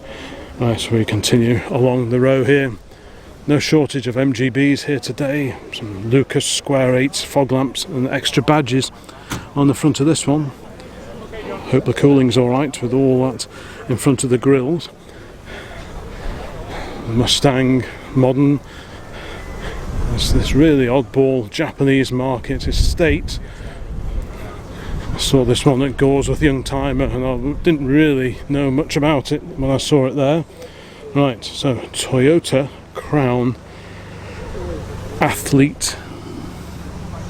So there we go. So that's a Japanese market car, never sold here. Someone has imported that one from Japan. Another MR2 Mark 1. This one very, very clean in a lovely dark blue colour. Modern Merc. There's a 64 VW camper, the split window here. Got the Porsche Fuchs style wheels. I hope I pronounced that correctly, but yeah, isn't that lovely? Sat right at the front, engine at the back. Basically your knees are the crumple zone. Side doors here to access the camping accommodation in the back. Apologies for the reflections. Louver set into the rear side panel just to give the engine, which is hidden away under this cover here, a bit of extra cooling. Fellows Speed Shop, it says there. I presume there'll be a few mods have gone on with this one. Yeah, I think there's quite a few tweaks and updates on the engine in there.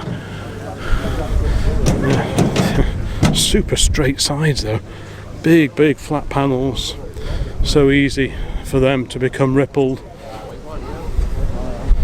That really is nice. Black especially is very unforgiving when it comes to any ripples or dents in the bodywork, but that's a real beauty. The sun shining on it as well, and next to it we've got a very similar, somewhat modified splitty just here. A very appropriate trailer as well.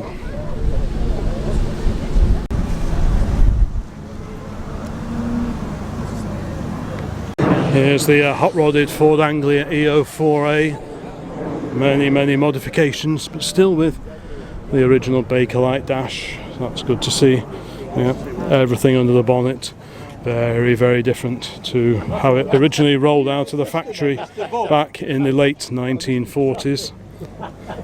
Got the round arch Bridget alongside. Is it the Austin Healey? Is it the MG? No, it is the Sprite, the Austin Healey version. Pretty much identical to the MG. And here is the Mark I Sprite alongside it. The good old frog eye there. Looks like this one gets around a fair bit. Circuit Historique de Léon. Hope I pronounced that correctly. Yeah, two different eras of Austin Healey Sprite there. More frog eye alongside.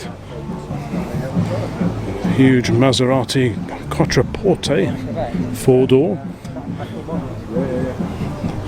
MGB Roadster. This one we have spoken to the owner of that one before. TFs, this one very bright cheerful shade of yellow, red example alongside that. So last of the traditional T-series cars. We are back to Ford in the 1950s now. Another 4-cylinder Ford Consul, two-tone car here. 728 GDE is the original registration number on that one. It's in lovely condition. So the Zephyr, well, that was the 6-cylinder car. The Consul was the 4-pot. Bench seating front and rear, column gear shift. Real rock and roll styling. Just like on the Wyvern and the Cresta, lots and lots of chrome, lots and lots of things to polish on a Sunday morning.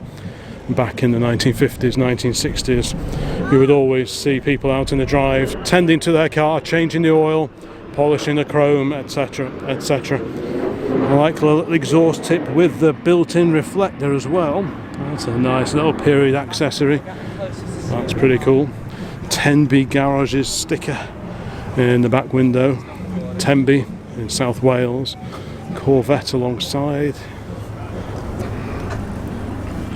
Yeah, there's the back of the GT and the Herald, the Triumph Vitesse, both convertible versions, both also offered as saloons. You could also get the estate version of the Herald. There were one or two Vitesse estates around as well, but not as a regular offering. There's an incredible Vauxhall Victor estate.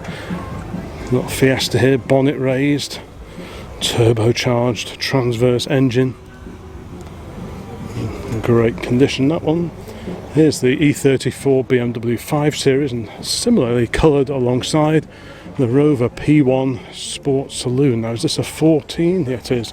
This is the 14 horse car, not brake horsepower, but horsepower as in the formula that was used for calculating the tax liability, the road tax at the time. But that's a gorgeous car. Sport saloon, low roof line, just 2 windows per side, so 4 light coachwork they would call that.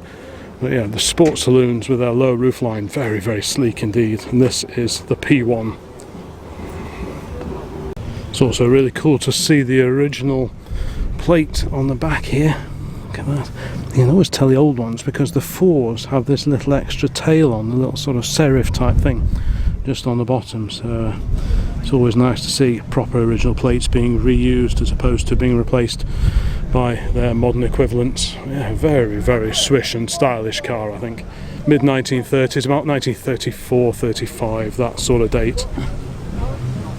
Okay, and just down here at the end of the road, well, we've got another little Morris van. This one looks like it's an ex-Royal Mail van, because there are a few features on this that don't feature on the regular Morris vans, including this very agricultural looking locking arrangement, this particular latch on the back. I think that is a Royal Mail stroke GPO feature that didn't feature on the regular Morris Minor based vans. Gutters look to be in good condition. Gutters can rot like crazy on these, and it's also got the extra Yale lock, which again was a feature of the Royal Mail. There's a spec sheet or plate rather on the inside of the door just over there, so again that makes me think that we're looking probably at an ex-Royal Mail Morris van, because they weren't really called Morris minor vans, they were just called LCVs, light commercial vehicles.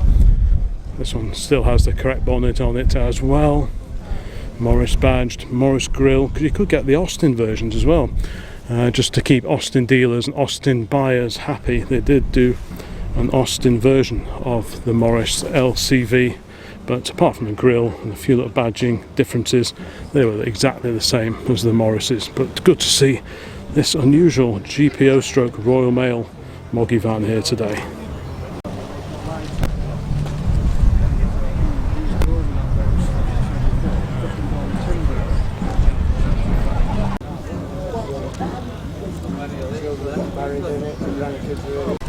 Bonnet is up on the SD1 just over here. So this has got the straight 6 in it. I'm guessing this is the 2.6. It's up for sale for $4,995. Twin carbs on this one. Let's see if it is the 2.6. It is the 2.6S. There we go. And alongside it, well, I used to have one of these. I bought one of these from an auto jumbler down at Bewley Auto Jumble in about 1992. This is a little fiberglass folding caravan, the Portafold. This is one of the sort of the first series. The later ones didn't have the little fins on the back of the roof. But this is identical to the one that I used to have. May even be this one, different colour, but they usually do get repainted quite often.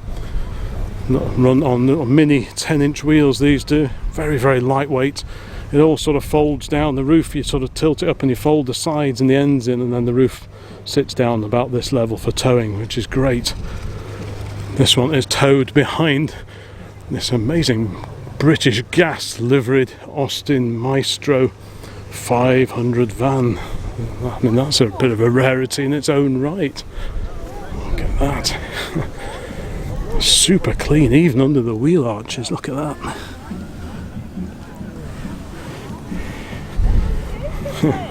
What a great combo. Yeah, a little Portafold caravan.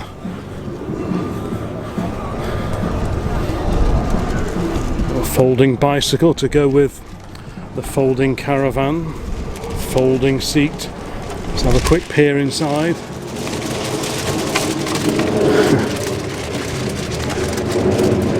No shortage of mugs.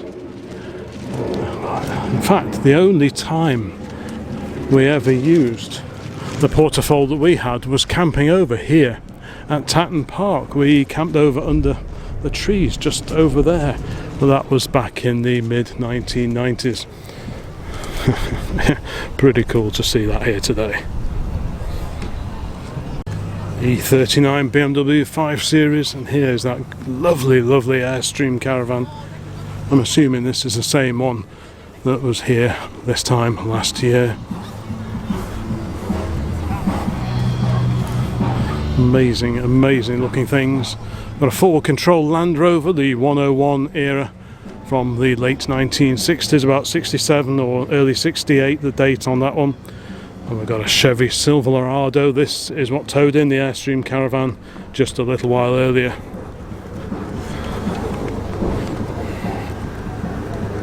And look at this, the Bentley S3.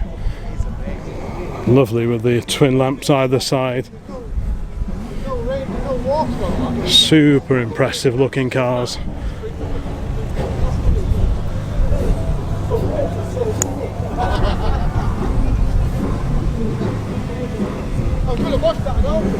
Beautiful car, wonderful detailing on these cars, really, really swish.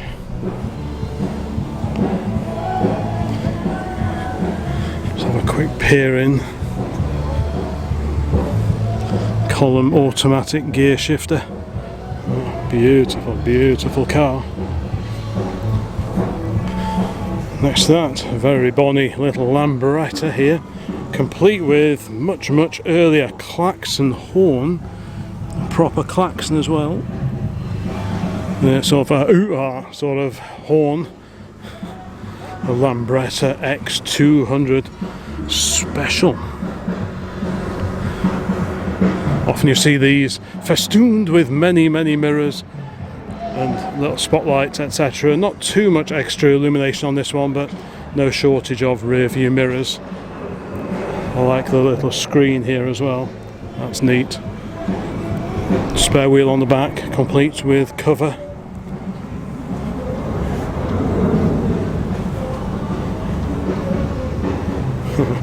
And on the end of the row here, a very original looking Morris Minor 1000. So what's the date on this one? About 60-ish, 61. Still got the clap hand, inward pointing windscreen wipers, which was a nod back to the earlier split window cars. Later Morris 1000s would have more conventionally arranged windscreen wipers, and quite an assortment of badges, and these look like they've always been on here. A very small AA badge. I think that's probably a motorcycle one because it's quite dinky. RACAA Austria. These are really unusual, these little badges here. I've not seen these before. We've got Deutschland. Can't quite see that one. Yeah. Belgique. Republic of San Marino. Yeah, really unusual, interesting set of badges on the front of this very original looking, very patinated Morris. It's a 4-door moggy. As if those badges are anything to go by, it would seem to be a very well travelled Morris Minor, still with the sprung steering wheel, which always look much nicer I think than the later wheels fitted on newer Morrises. Heated rear screen in this one, the Radiot.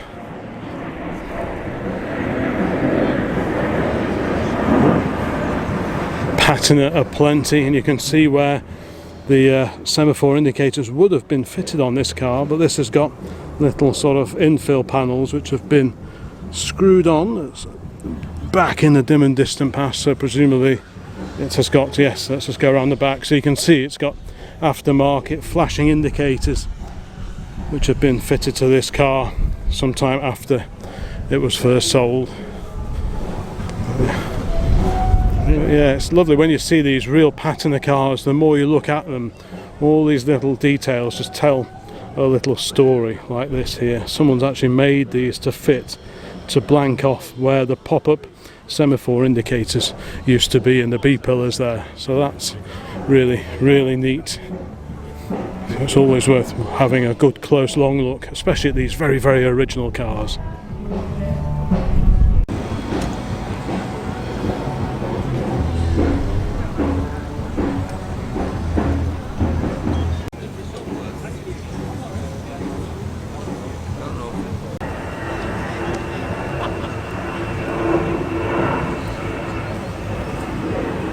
Chevy 3100 patina pickup just over the way here. This one with a step side body, half-ton rated I suspect, although saying that, it's got the spare wheel holder just ahead of the back arch there, so I think this is actually a 3/4 ton truck.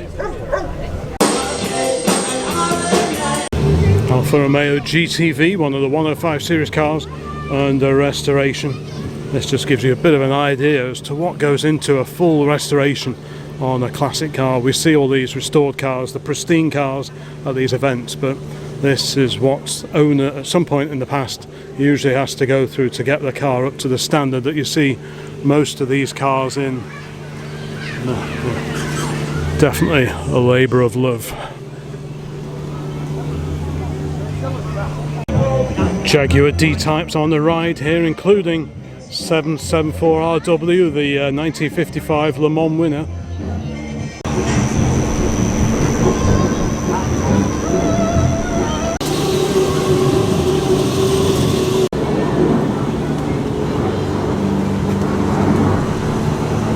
Let's see what's on the local Jaguar Drivers Club stand. Very smart XJ40 over here, bonnet raised. When these first came out, there was 2.9 or 3.6 litre options. This is a later car on a K-plate. This has got the 4 litre AJ6 engine under the bonnet. Handsome looking car. I think time has been very kind to the XJ40. Not everyone was sold on the squarer lines of these cars that replaced the older Series 3s that came before, but over time I think these have started to look better and better. I think this would be the basis of what became the X300, somewhat restyled, and indeed the 308s that came along after this Jaguar Sovereign version of the XJ40. It looks to be in great condition. And this is a Squadron Blue XJ Coupe. Now, is this a 6-cylinder car or is it the V12? We could go and have a look, see if there's a badge on the boot. Yeah, the 2-door coupe, very, very swish. 5,000 is the red line on the tachos. That tells us this is the 6-cylinder 4.2 car. The V12's revved a bit higher. There we go. The XJ 4.2C. Only a couple of weeks ago we went down to the Great British Jaguar Day down at Bicester, and we were in convoy for mile after mile with a fantastic XJ 5.3C, which did sound pretty phenomenal. So these were based on the short wheelbase Series 2 XJ platform. And the coupe was only ever sold during the Series 2's reign. No Series 3 coupes were ever offered to the public. A couple of E-types over here. This is a Series 2 fixed head coupe, bright red on an H plate, so about 1970 or so the date on that one. Side hinged rear hatch on all the fixed head E-types. Alongside, got a Series 1 E-type Roadster. This a later car with the 4.2 as opposed to the original 3.8. Beautiful car, bonnet raised, revealing lovely straight 6 engine there.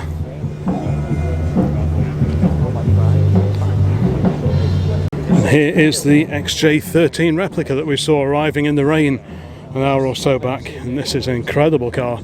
Jaguar only ever built one of the real XJ13s. They're designed very much with sports car racing in mind, but they don't think they were ever actually used. This is a recreation. The original cars, they had a 4-cam version of the famous Jaguar V12 engine. This is a pretty wild car. We saw this one at Capesthorne Hall just a week or two back.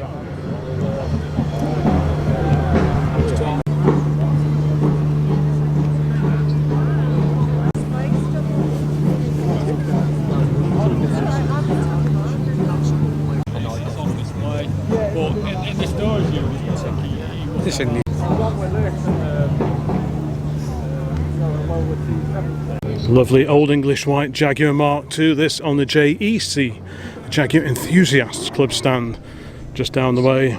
Lovely example. The old Lucas Fog Ranger lamps. They would be deleted on the run-out 240s and 340s, but this is the original Mark II. This the 3.4 litre version. So the mid-size engine, 2.4, 3.4 and 3.8 were the engine options in the Jaguar Mark II. Then of course you had the Daimler version as well, which had the 2.5 V8 Daimler's own engine under the bonnet. Lovely car, a few moderns here, but I do see a Series 3 E-Type just beyond the XJ8. So Series 3 E-Type, so V12 power, standard fitment in all the Series 3 E-Types of this era, either the fixed head 2+2 as you can see here, or the Roadsters. These are quite a lot more practical than the original Series 1 fixed head coupes. You've got little seats in the back, slightly higher roof, longer wheelbase as well. But yeah, still a very, very good looking car, I think. And opposite the Series 3 2+2, we've got this, a Series 1 2+2. No shortage of auto jumble either here at Tatton Park. More Lotus Elan +2 action here. Beautiful example. Bright orange with period alloy wheels. Centre lock alloy wheels as well. Just a little bit more space compared to your regular Lotus Elans, and yeah, even a couple of little seats in the back as well. So the practical version of the Elan. And I think they are very, very sleek looking cars indeed. Very, very nice. XR3i over here as well. This on the Manor Park Classics, the auction company stand here today at Tatton Park. We've got a Mach 1 Mustang convertible as well, and a slopey headlight 6-volt VW Beetle just over the way here. Beautiful car. I love the badges on these earlier VW, the lovely enamel badge. Wolfsburg.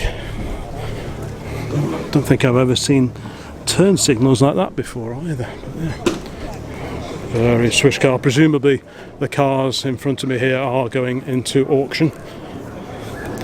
As you probably know, I've done a few auction videos previewing the cars entered into Manor Park Classics auctions, and hopefully I'll get a chance to do a few more of those at some point. This with the oval window, super sleek cars really. Left-hand drive, looks to be very original. You see some really, really modified VW Beetles around at the shows that we get to, but this is the sort of thing I'm always more drawn towards. Very original, slightly early VW Beetles, and I think they're just very, very cool looking cars indeed. BMW 02 as well. Ooh, look over here under the trees, a Peugeot 403 Estate. Cool. It's been a while since I last saw one of those. The little old car garage just outside Whitchurch, they had one of these many, many moons ago. Might possibly have been this one, who knows, but yeah. Great, great station wagon version of the Peugeot 403. Vast, vast bodywork. You could really fit some stuff in there. You could easily kip in there. Got a roof rack as well for a bit of added carrying capacity, but look at the beautiful design of lamps on these French cars of this era. Just amazing, amazing looking thing.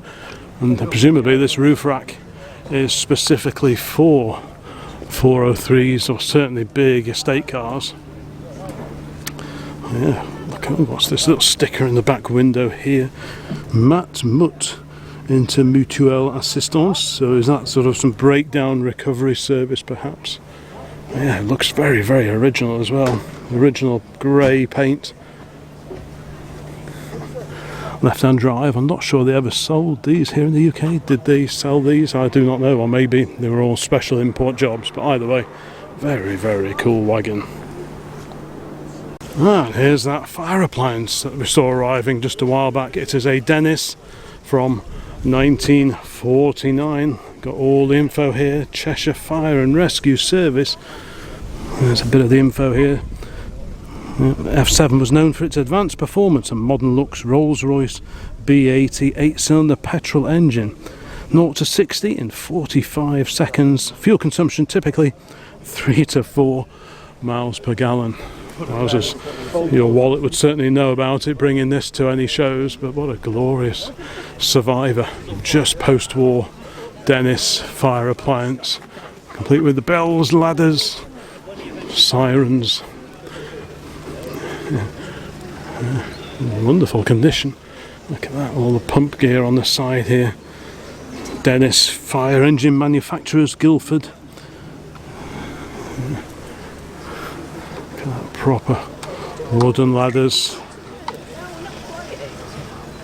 City of Chester Fire Service, presumably gold leaf lettering on the side there. John Morrison Sons Limited, Fire Engineers of Manchester, 50-foot long ladders, the Ajax fire escape. What an amazing, amazing machine. Ooh, I like the old fire extinguishers. There's one just over there and one here, the Ajax. Look at that. It's great to see an old fire extinguisher that hasn't been converted into a desk lamp. Properly made gear here. Hoses there. All the gear. Yeah. What an amazing survivor and post-war Dennis. More classic Vauxhall action here now, and two Vauxhall Victor estates. We saw the FC, the 101 Vauxhall Victor before. Here, the earlier F-Type Series 2, I think, Vauxhall Victor wagon, and over there the Victor FB from 1964. So I'll just have a look at these two. But these are pretty wild looking vehicles. Slightly less fussy ornamentation on these. These are sort of like the revised versions of the Vauxhall Victor F-Type. The earlier cars had even more chrome and a slightly different styling around the front. But these estate versions, I mean the F-Type Victors are rare in their own right, but the estates, well, they are extremely thin on the ground. Really wrap around front screens on these. Very 50s American inspired styling. Column shift, bench seating, and yeah, pretty wild. Lovely looking car that is. It's just in amazing condition. The earlier cars, the exhaust actually exited through the corners of the bumper, but they found that the condensation from the exhaust did lead to the bumper corners rotting out really quickly. So they did amend it on these sort of slightly revised, facelifted F-Type Victors. And alongside that we have the FB. So the FB replaced the earlier F-Type Victors, and again this is the estate car version, and a very rare car it is. We saw like I think a pale green one of these coming in earlier. So yeah, and of course the FC, the 101 before. So 3 generations of Victor estate are here today, and that is really cool. It'd be good if they were all parked up together. And alongside those two we've got an FB Vauxhall Victor Saloon. So yeah, we've got the estate, the station wagon version there, and this, the Saloon, the Deluxe from 1964, purchased by the current owner just last year in April. Wow. He'd sold it, the original supplying dealer sold it new to a nun in Carlisle and bought it back 26 years later. Wow. And the car had only done 20,000 miles from new. What a rarity that is. So FB Vauxhall Victor Saloon, the deluxe version. That's pretty groovy. And it's got leather seats as well apparently. It's wooden dash too, so quite comfy. Ooh, look at that pull-out radio over there. That's nice. So that's, I think I've got one of those back at home, so you'd slot that onto the dashboard when you wanted to listen to it while you're on the move, then you could pull it out and use it for your picnic. So yeah, what a belter that is. It's very unusual to see these original full width trims behind the hubcaps. I've just been chatting to the owner. These are pretty much unobtainable now, but these were the original fitment on the FB Victor. I don't think I've ever seen those before anywhere before. There are 1 or 2 gaps in the display field here today. This is a 2-day classic car show, but I think the weather may have put off some people, but not the hardy souls here on the Toyota Enthusiast Club stand. Celica over there, this the Camry. I think we saw this one at Capesthorne, or one identical to it. Yeah, all sorts of cars here. Celica, a little Corolla. I've got a feeling I had a couple of driving lessons in between lessons in the Mini and the A40 back in the late 1980s, and I've got a feeling my driving instructor had one of these. And on the end here, this, the mighty Toyota Crown Estate. What an incredible car this is. This one, I think Anglesey registered, EY, I think that's over that neck of the woods over in North Wales. What an incredible looking car, lashings of chrome, as was pretty common on Japanese cars of the era. The posher the car, the more chrome and polished anodized aluminium parts, etc. they would fit to them. And, what an eye-catching car this Crown is. There must be so few of these left now. I remember the neighbour across the road when I was a kid in the 70s. He bought a brand new Toyota Crown Super Saloon. It's probably a year or two later than this one. Yeah, there we go. Bit of the potted history on this car if you want to pause the video. Yeah, amazing, amazing looking car that is.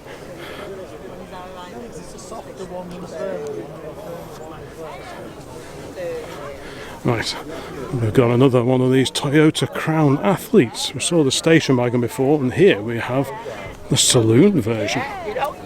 Again, special import job, all the way from Japan.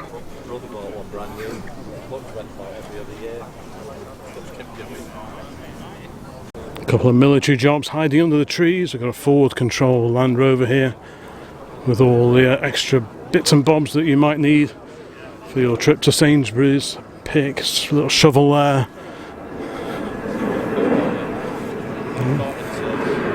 Falkland Islands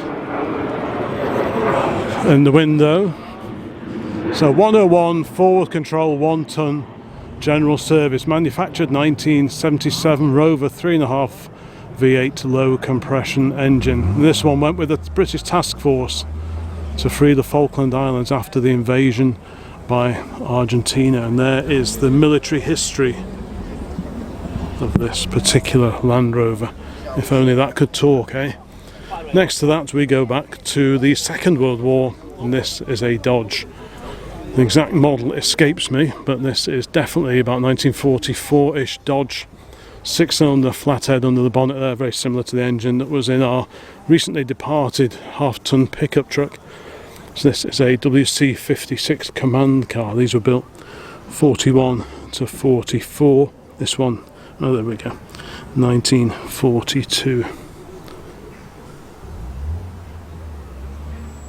This is the Glossop Vehicle Enthusiast Club, multi-mark club, anything goes here. So you've got the XJS and the Vauxhall Viva HC, a very, very clean example of this sort of shade of orangey yellow. I'm sure that's not the official name for it, but yeah, Vauxhall Viva HC 2-door saloon. This one dates to 1974, 1256cc overhead valve engine. There we go. Owned by the current owner since 1978, extensively restored. So, very much long-term ownership of this particular car. Very, very plush velour seating as well.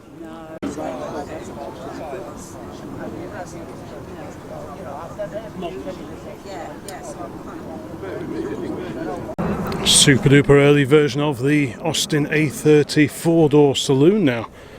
This is the AS3, which at first glance looks like any regular Austin A30, and this one's actually in beautiful condition. What a lovely car, and in a great colour as well. Makes a change from black. But the more you look at it, you start seeing the differences between this and the more regular AS4 era. For example, this little separate winged badge just above the chromed radiator grille, that was a feature only on the early AS3 cars. The later cars did not have that. Bit of canine action nearby. Also different dash, different speedo. So this one, April 1953, Sedgemoor Green is the colour. Present owner since November 2010. We'll have a peer through the window and have a look at that dashboard in a moment, but we go around the back because there is a significant difference around here as well. Because most A30s you see, the fuel filler is on the back panel, but not on the AS3. No, the fuel filler cap is set into the rear quarter, as you see here. And that is another identifying feature of the early AS3 Austin A30s. So yeah, lots and lots of detailed differences on these early cars, and there we go. The dash with the big circular speedo in the middle, which is very similar to that fitted to the A40 pickups and the vans and the Countryman. So yeah, that speedo is unique to the AS3 era of Austin A30, but this is in beautiful condition, still with the original pop-up semaphore indicators set into the B pillar there. Bit of revving going on in the background. I think there's a Sporting Bears doing a charity ride, I think, here today. Look at that, almost missed those. Austin mud flaps. Where did they come from? Are they being remade, or are they original old stock, I wonder? Don't know, but they're very, very cool. This is really early. And I think this style of door catch is also unique to the AS3. I don't think I've ever noticed that before. So that's really cool. But yeah, very, very bonny, very, very early Austin A30. Next to the A30 we have chrome grille, chrome bumper MGB GT. So when the MGB first came out in 1962, it was available only as the Roadster for the first few years. And then I think it was the Motor Show in 1965, October 65, they announced this, the fixed head GT version of the MGB, ready for the 66 year sales. And we're looking at an example here from about 67, 68, yeah, about 1968 is the date of this particular B. So slightly higher roofline compared to the Roadster. This reworking of the original MGB design was actually undertaken by Pininfarina on behalf of MG, and a very successful job was done of it. Totally different round the scuttle here, much taller windscreen on these, the GT. But it's actually a very, very successful conversion. It doesn't look like a modified car, it looks like it was designed this way from the outset, and that's usually the mark of a very successful bit of design. Reverse lights on the rear panel. The earlier GTs didn't have reversing lights there, but for the majority of cars that we see at the shows, being slightly later, they have the lamps set in, as on this example here. But really practical car, very similar to Dad's GT back home at base. And we're back to Little Austins now, and this, the Austin A35 van. Second one of these we've had a close look at today. Plenty of Wallace and Gromit references going on here. Four Dolomites have made it over onto the club stand here today. You want a coffee?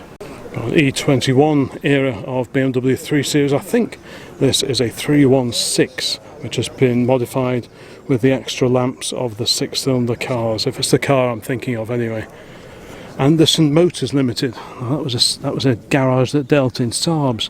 They had a place in Hale near Altrincham, and also in Hazel Grove near Stockport. And they are the people that originally owned my two-stroke Saab van, the bullnose van, back in ye olden days. But yeah, Anderson Motors. I'm very familiar with that name. Let's just have a quick look just to see if it is a 316, but I think it is. These wheels are probably off a 323i. Yeah, 316, so this would have been the entry-level four-cylinder car. The 320 and the 323i's they had, the straight six engines. Very clean looking design, I think. This was the replacement for the older 2002, and very successful it was as well. These are the first 3 Series BMs. Of course, 3 Series are still available to this day, but look very, very different to this. Not necessarily in a good way, but yeah, these early cars, very handsome looking machines indeed. The Austin Healey Sprite over here, this one with the squared off rear arches. Saw a round arch car before. Triumph Vitesse Mark II 2 litre with the Rotoflex back end on it, the Rotoflex rear suspension, which did something to tame the slightly wayward handling and during extreme cornering. That was a feature of the Herald and many of the Triumph Vitesses. And here we have another FB Victor Estate. I saw this one arriving in the gloom earlier this morning. But yeah, to see so many Victor Estates at one event is, well, outside of a Vauxhall only event, it's pretty much unheard of. Very deep windows, really easy to see out of. That's something I really dislike about modern cars, how the windows are so titchy and tiny you can barely see out, and it's totally reliant on reversing cameras just to be able to reverse park. And when those cameras stop working, what do you do? Whereas glass doesn't tend to go wrong very often. Lovely, lovely car. Wonderful little Morris Mini Minor just over the way here. 590 ELM, the original registration. Pretty amazing looking car here on an E-plate, so early 67. Looks like if this little bow tie is anything to go by, we're looking at Chevrolet, but more than that I'm really not too sure. But, yeah, pretty wild patina job on this one.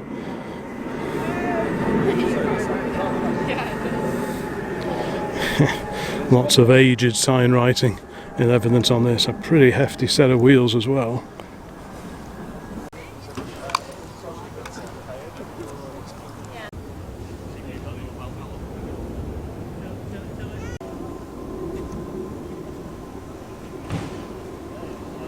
Bit of everything on this stall here. Fiesta ST, there's the bright yellow MGB. Look at this, about 1986-87. There's Cavalier, the Vauxhall Cavalier Mark II.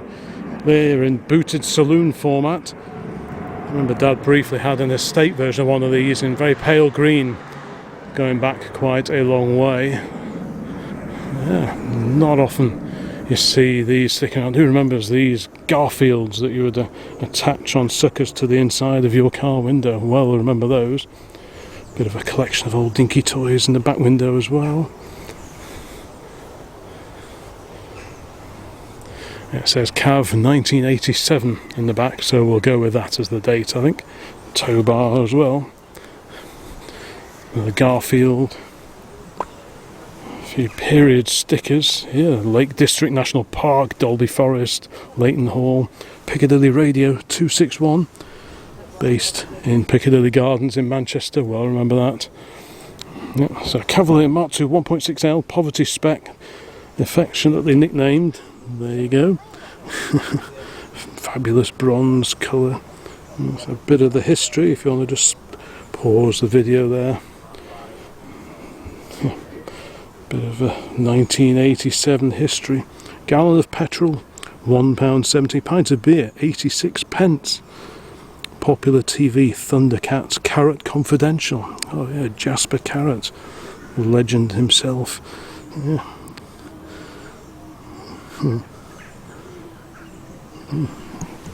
Pretty groovy to see one of these here today. Big rival, of course, to the Ford Sierra. Got a Vauxhall Frontera, 3 Series Beamer, a little Skoda here. Ford Orion just in the background. The Escort gear, top of the tree, the plushest of all the Mark II Ford Escorts. That one on the V plate. Slightly later Escort there. We've got a Vitesse in the background, and in front of it a Vitesse Saloon. That's a very, very sharp looking car actually. So that's the Mark II again with the Rotoflex rear suspension. 2-litre 6-cylinder engine in both these cars. This is a Mark I 2-litre, note the different grille. It's also convertible, but yeah. So we've got the Mark Is, the Vitesse 6 as they were called, with the 1.6 version of the 6-cylinder engine. Then they introduced the 2-litre to the Vitesse, which is what we're looking at there. And then the 2-litre Mark II, so you can see that's got the narrow slatted grille. Then the Mark II has this much broader horizontal slats on the radiator grille, but under the skin pretty similar, apart from the fact that this has got the slightly different rear suspension. Triumph Stag Clubber here, several examples, lots of different colours, all with the roofs raised as you would expect. I spy another Vitesse just in the background over there. Yeah, very, very neat looking cars. This was, I guess, Triumph's answer to the Mercedes SL, or at least that should have been a rival for it. Lovely looking car, I think. And look at this incredible little French 3-wheeler here. I remember seeing this one here this time last year. Removable panel over here, so for a bit of open top motoring in your 3-wheeler delivery van. This is a French new map. Solito? Any tips on pronunciation? Very gratefully received, but this dates to 1965. A former French manufacturer of motorbikes, later small cars and delivery vehicles. Wow, look at that. Bit of the history there. It's always worth having a bit of a read up on some of the blurb on display in the window of these things, but that is just an incredibly cute little thing. Isn't that just a little belter, that is? And alongside that we have an Empolini. The Empolini, there we go.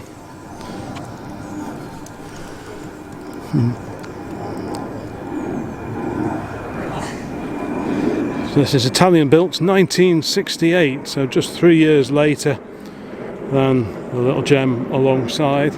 So Empolini was an Italian company based in Milan, specialised in producing commercial three-wheel vehicles, often variations of the Piaggio Ape, and owned by Ernesto Empolini.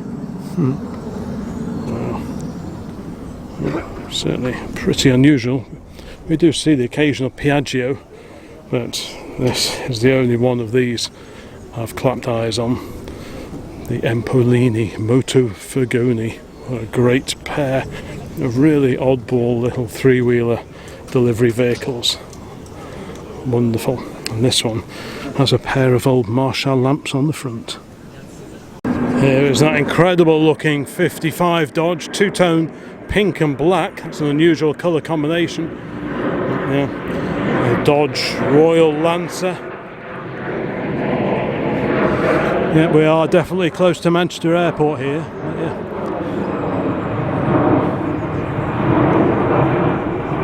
Just an incredible condition as well.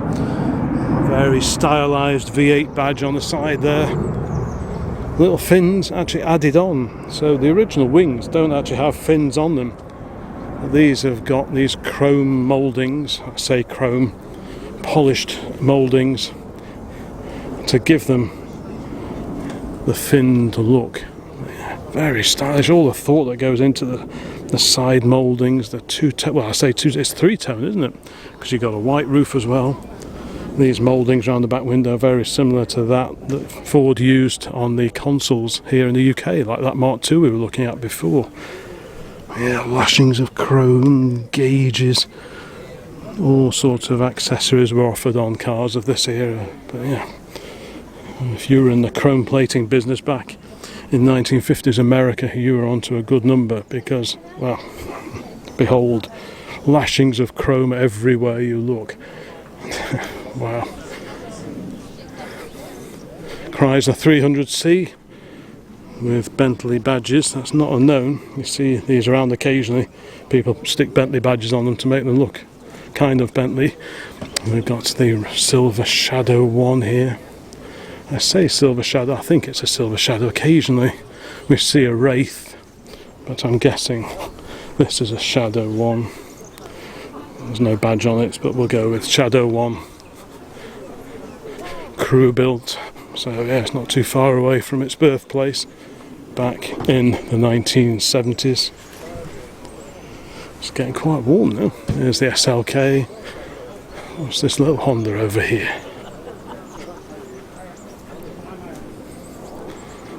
The Honda logo, imported from Japan, only sold in the UK for 9 months and 4,000 made, 222 left on the road as of May 2026. 1.3 4-cylinder. There you go, there's the backstory on this. I don't think I ever remember these being on sale.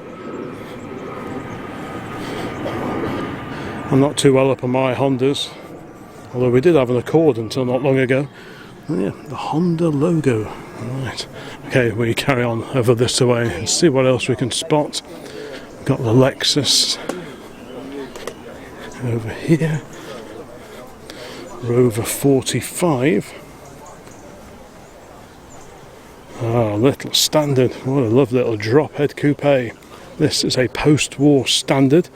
Which model is this? Let's have a look at the starting handle hole, because that usually tells you. Yep, so this is the 12. And this is a little removable thing. You just slide that out of the way and you can get your starting handle in there, should you need to, if you have a slightly flat battery. So this is a post-war car.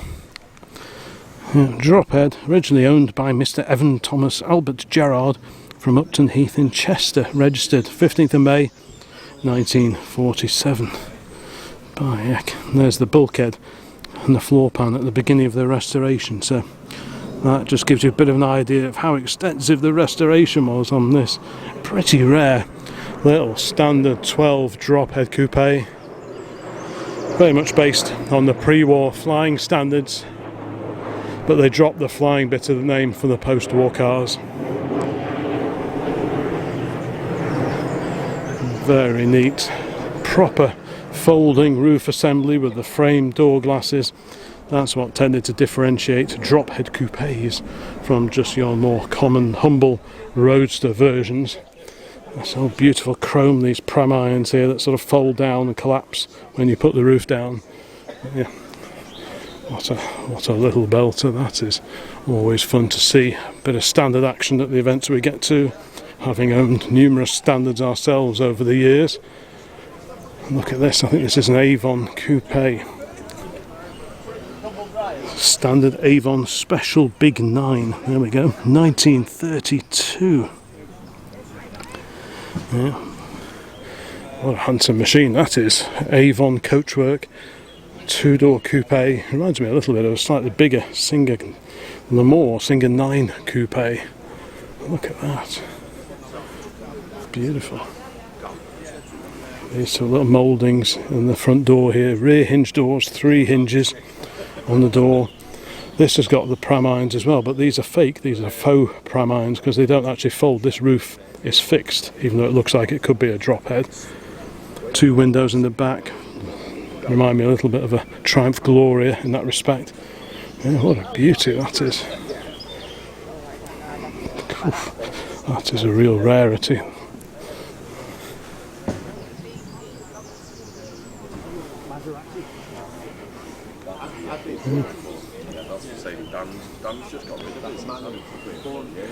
Oh, look at this. We used to have one of these, standard companion. So the companion was basically the estate car version of the standard 10. This is a very, very late companion, about 60 or 61. Ours was a similar age. And by this point in time, they'd switched to these slightly less curvy front wings. These were the front wings that were fitted to the standard Pennant Saloon, which was basically the last gasp of the original standard 10. So they put these sort of hooded bits over the headlights just to try and give it a slightly more modern look, but everything else is standard 10 companion. But what's neat about these is these were built as estate cars from the outset, 4-door estate cars. So whereas the A35 was basically a van with added windows and a back seat, these are not, because they did do a van version, a 700 weight standard, but that was a different body again. So this body style, this body shape was unique to the companion. Some of them had 2 separate side hinge back doors. Ours was the same as this, with just 1 big side hinge door on the back. There we go, standard companion, which was the name for the estate car version of the little standard. That's really, really neat. I do love these. Happy memories of owning ours before the YouTube channel really got into gear, so it hasn't, the one we had never really featured here on the channel, but it was like that. But it was like a sort of a creamy colour and brown 2-tone job, but it's really neat to see this one here today. I believe our old one has changed colours since we had it. It's got a couple of Lucas fog ranges on the front as well, just like those fitted to the Mark II Jaguar we were looking at just a little while ago. But yeah, very cool to see another standard companion here today. There's a little Merc alongside. Well, I say a little, it's not that small, is it? Porsche 911 Targa, a Rover 95 version of the P4 series. And a little Nissan. Is this the 100NX? I think it probably is. It is indeed, from 1992. More classic Volvo action here, the Volvo 240 wagon. Big 4-cylinder engine in these. Go on forever, pretty much. There's a little MGF alongside it. Jaguar Mark II from 1967, so this is a 3.8. So the biggest engine that Jaguar offered. In the Mark II, the 4.2 would be offered in saloons, but not in the Mark II. Only in the later 420s. Opalescent dark green, 1967, 220 brake horsepower. The 3.8, it's only about 10 brake horsepower more than the 3.4, but by all accounts they do just bob along that little bit faster. Okay, we've got the little MG alongside. More mini action from the mid 1980s here. That's the Ritz edition. And here's that little Fiat 126 we saw coming in what seems like an awful long time ago now. Pretty groovy. Lots of Smurf references in this one. Who remembers Smurf?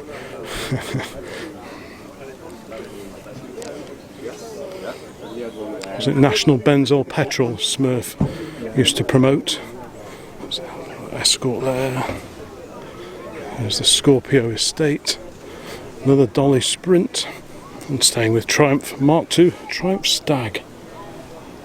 We've seen MG versions of the good old Maestro, but this is the Austin Maestro, the 1.3 litre version. There is a nod to MG versions because this one has been retrofitted with early MG Maestro alloy wheels. But yeah, this is the 1.3 from about 1985.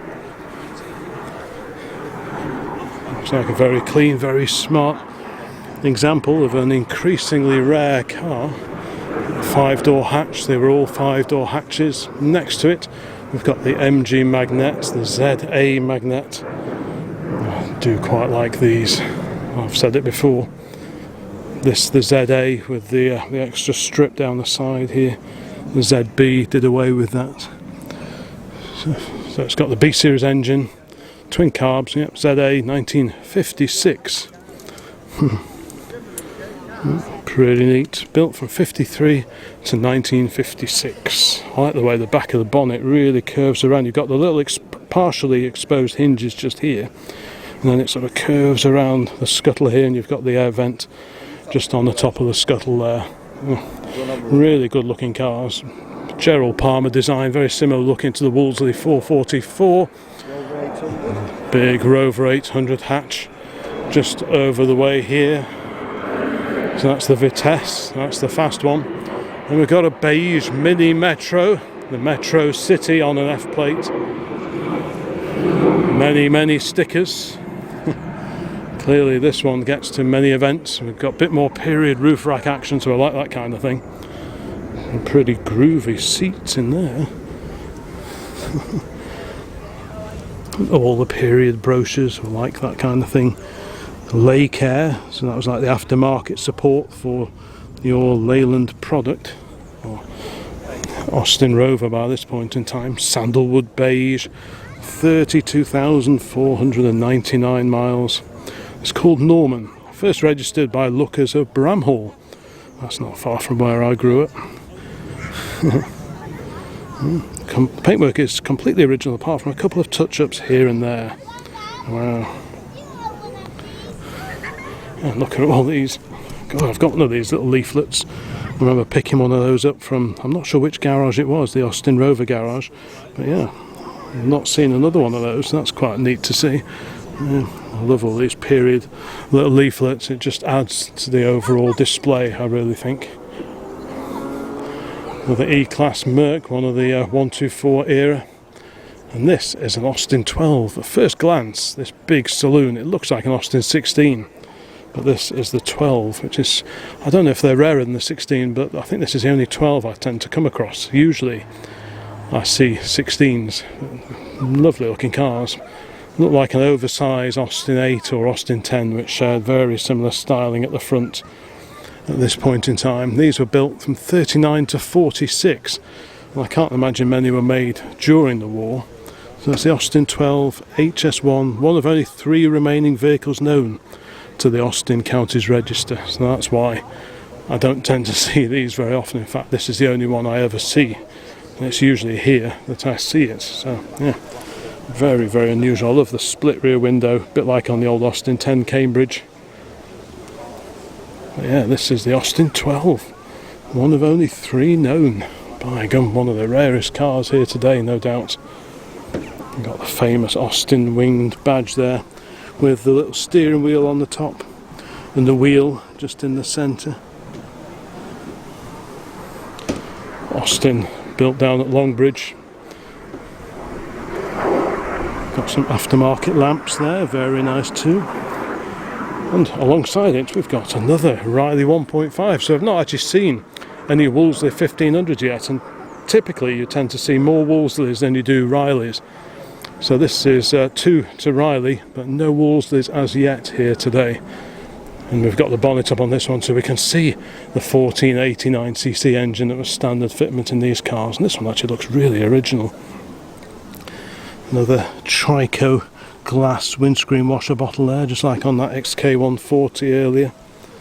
Twin SU Skinner's Union carburettors.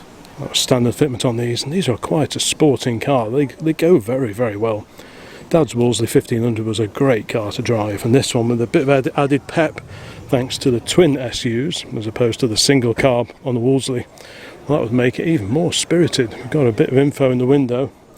This is one of the slightly later cars with the wider grills at the front and presumably A40 backlights. So this one dates to 1962, and this has got the factory fitted steel sunroof.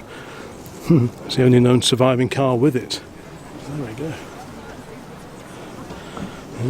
Very, very unusual. So this is the Series 2, which has the hidden boot and bonnet hinges. Yeah, because the earlier cars had quite big hinges on the top, I think.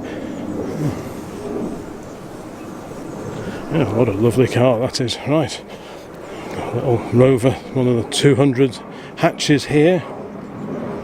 There's one of those mouldering away in the driveway just up from where we are. And here we have got another E-Series Vauxhall, but this is the Wyvern. So I mentioned the Wyvern when we were looking at those two 6-cylinder Crestas before, but this is the 4-cylinder Wyvern. And even though it's sort of like the entry-level car, I suppose, in the range, still no shortage of chrome on these beauties. Look at that. Yeah. And again, the famous Vauxhall flutes on the top of the bonnet. Lovely, that. Steel exterior sun visor. I never realised that for a while, at any rate, these also have pull-up little windows. See the little blocks there, just like the A35s. What a lovely dash. Look at that. Super stylish bench seating, column gear shift, manual gearbox. Little blocks stuck on the window there. So maybe this is quite an early Wyvern. Don't know. What a belt. What year is this one then, sir? Built in 1951. It's a 51. 3rd of January 52. Has this got the side opening bonnet, or Yes. has this got? Has that got it? Yeah. Is it right? It's very early. This is number 60.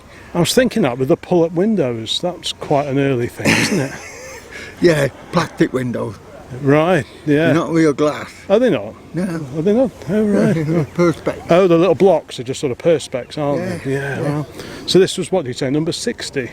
It's number 60. This was a 60th built, and were these built at Luton, just at the regular Vauxhall plant? Were they built down there? Were they? Right. They're all Luton cars. Wow, 1951. Crikey! I'm not sure if I've seen this one before. Have you had it a long time? It's very prominent on Wikipedia. Is it right? Yeah. Just as presumably the oldest one left, I guess. Probably, yeah. Yeah. Wow, that's fantastic, isn't it? Even got Oh, was that based on this one? Was it? Registration on it. Was it? Wow. Well, based on this car, let's have a quick peer in through the window. Have a quick peer in. Thank you, sir. Separate little push button.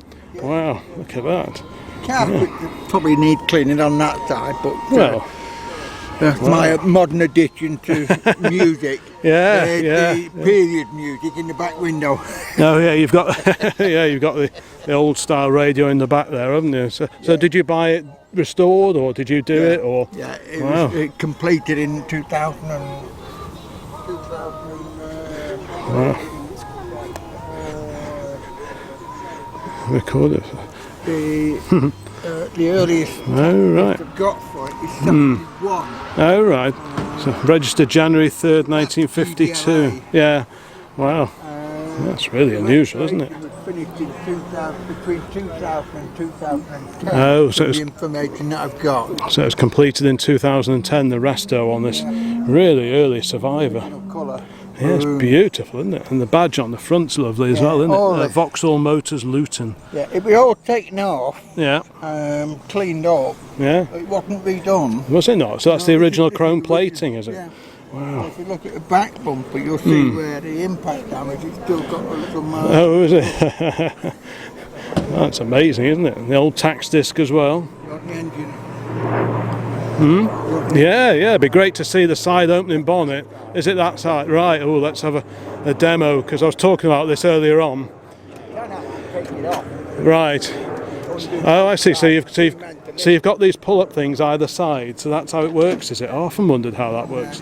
There's one just over the way there. And there you go, side hinge bonnet, so you can open it whichever side you want on these early E-series. And then they dropped that after a while, didn't they? And they just had regular bonnets after a while. It's in lovely condition, isn't it? 53. Yeah, was it 53 they changed, was it? Yeah. Right, because some of the early Buicks... Bean counter got hold of it, you see. Must be expensive. Expensive with one on each side. Yeah, there's a lot. And a hinge here and a hinge there. Yeah, there's a lot of... There's a lot of mechanism going on there, isn't it? So yeah, a lot cheaper just to put a couple of hinges on the bulkhead. They moved, Right. Wow. These are the hinges, but you've got them on that I side. see, right. So Take it off. So if you open the other side, these latch into the hinges down here. Yeah, they lock underneath there and underneath there. Well, that took some thinking about, didn't it? Wow, isn't that amazing? Yeah, what a rarity. I've never seen that demonstrated before with the little pull-up things on the bonnet. So that section there just locks into there. Yeah, wow. It's not amazing. I've never seen that. I've seen of it and read of it, but I've never seen one sort of in action, and you can just sort of pop it down and open the other side if you wish. But, that's amazing. Yeah, and you say you can lift the whole bonnet off if you want to. Yeah. You can lift the whole thing off, can you? Right, yeah. Another oddball feature of these early cars, so you can't open it from outside at all. So where's the lever for opening it then? Is it? So is it? Where was it? Where did you go? Oh, it's down there, is it? Oh, wow. So that's the bootlet opener. That's crazy, isn't it? I guess it's a good idea. It's very forward thinking. It is, isn't it? Did they? Is that another thing they probably dropped on the later ones? I bet they probably did. Oh yeah, it would drop. Yeah, they didn't stick with that, did they? But yeah, that really is. Exactly. Yeah, it would have been an expensive thing to make, wouldn't it? But yeah, isn't that amazing? What a groovy car! So original. Look at that. And the bonnet goes down on that super rare, super early Vauxhall Wyvern here on the Northwest Casual Classic stand. A real variety of cars there. Well, big thanks to the owner for that one. Nice one, sir. Thank you. Cheers. Right, let's carry on our walk around. Sun is out, coat is off. Let's go and see what else we can spot today here at Tatton Park. Looks like we are in American Alley. All sorts of Americana, old and not so old. Got a Ford 100 here, pickup 1968, the F100. That's a pretty chunky looking fella, that one. And two examples of the 1970s Ford Thunderbird. Pretty wild pair, just incredible. Especially this rear glazing arrangement on the side here. How wild is that? This one has the open glazing. That one has the padded vinyl covering. Yeah. Pretty wild. Chevy here from the late 1950s. All fins and chrome. This a four-door sedan, the Chevy Impala. So again, more door, four doors as opposed to the two doors, which tend to get preserved. So it's always neat to see one of the four-door cars, which were probably the most numerous back in the day when these were current cars. And I like these aerials as well. Matching pair of very rakish aerials, and the back end of these was so distinctive on these Impalas. And I love the exhaust tailpipes, which are in the shape of the Chevy bow tie, the badge, which if you see in the middle of the emblem there is repeated in the end of the exhaust pipe. That's really neat, I love that. Left-hand drive, American import. Again, so the late 50s American cars, and indeed the British cars like we've looked at, seems to be such an optimistic era in many ways. Even though you got the Cold War and all those shenanigans, seem to be really optimistic within the car world. The styling was so out there, it was just really, really incredible. And as the 1960s rolled on, it just seemed to get more and more diluted. So by the time you get to the end of the 60s and the 1970s, the cars, stylistically at least, were just a pale shadow really of those that came before. And over here, the mighty, mighty V10 engined Dodge Viper. This one is a Venom RT8. There's a real varied lineup of cars on this stand. Series 3 E-Type, very appropriate registration number as well. 1973E. And Jaguar Mark II. This is a 64 car with a 3.4 litre engine. Beautiful car, great colour as well. That really is lovely. Again, Lucas fog ranges on the front, standard fit on these. The Volvo P1800S. This one from 1966 in black. Golf Cabriolet. Another Super Minx convertible. Wow, there are two of them here today. By gum. You go for months without seeing one, then two come along at once. Really neat to see. That's the North Manchester Car Enthusiasts Club, this is. We've got a Mark II Zodiac. So we saw a couple of the Mark II Ford consoles before, the four-cylinder cars. And then, of course, you had the Zephyr, which was a six-pot, and the Zodiac, which was the top of the tree, really. Slightly different grille with this extra bit. That was a feature on the Zodiacs, the Mark II Zodiacs. It's got an exterior sun visor, just like on that Wyvern. Very, very neat indeed. Chevrolet Bel Air, it's a 57 four-door. A Pontiac on the end here as well. 1956 Pontiac. Wow. Just like on that Dodge, a very stylised V8 badge on there. Pretty groovy set of wheels on it as well. My name is Maybelline. I was built in the USA in 1956, the year after Elvis started his career. I'm from Illinois. Engine rebuilt 2 years ago, 5.2 automatic V8. Okay. The old Chicago taxation decal in the window there from 1970. Willow Springs, 1994, 93. So clearly it spent much of its life in the US of A before heading over here to the UK for a second life. Certainly is quite the car. So this one, 1956, before the fins kicked in. Look at that Chevy, that's just a year later, that 57 Bel Air. And the shift to big fins had already begun. Yeah, really cool. Pontiac, these sort of mouldings were very much a feature of Pontiacs. They often had those down the centre of the bonnet, or the hood rather. Yeah, just 1 year difference between this, the Bel Air and the Pontiac alongside, but very, very different styling. And look at this. I was talking about rechroming bills earlier, and by gum, to restore a bad one of these now would be pretty eye-watering indeed. You can clearly see the inspiration on sort of late 50s Ford products, how they were inspired by their American cousins. Two-tone paint jobs, lots of chrome, fins, and much more besides. This, the Zodiac. Very appropriate exhaust trim. Seen some interesting exhaust pipes here today. That's my overriding thought about today. Yeah, pretty cool. Right, we've got some Land Rover action just over here. We've got another facelifted Disco 2. We used to have one of those, a V8 on LPG, ours was. A couple of Defenders there. GR Yaris, MGB Roadster. Let's just carry on up here. The car's very neatly parked. Called 911, lovely looking car. Another sporty Vauxhall Nova, a beautiful SR in red. 2 litre fixed head Triumph TR7. One of Alec Isagonis' finest, this one from 1989. with very nice British Automobile Racing Club enamel badge just attached to the grille there. Now, is this a Fiat or is it the Polski Fiat, the Polish built 126? I'm guessing by the fact that it's circa 1995, I'm guessing this is one of the Polish built cars, but I could be wrong. What is that? A mini Scamp. Now, we saw one of these at Goresworth Young Timer the other week.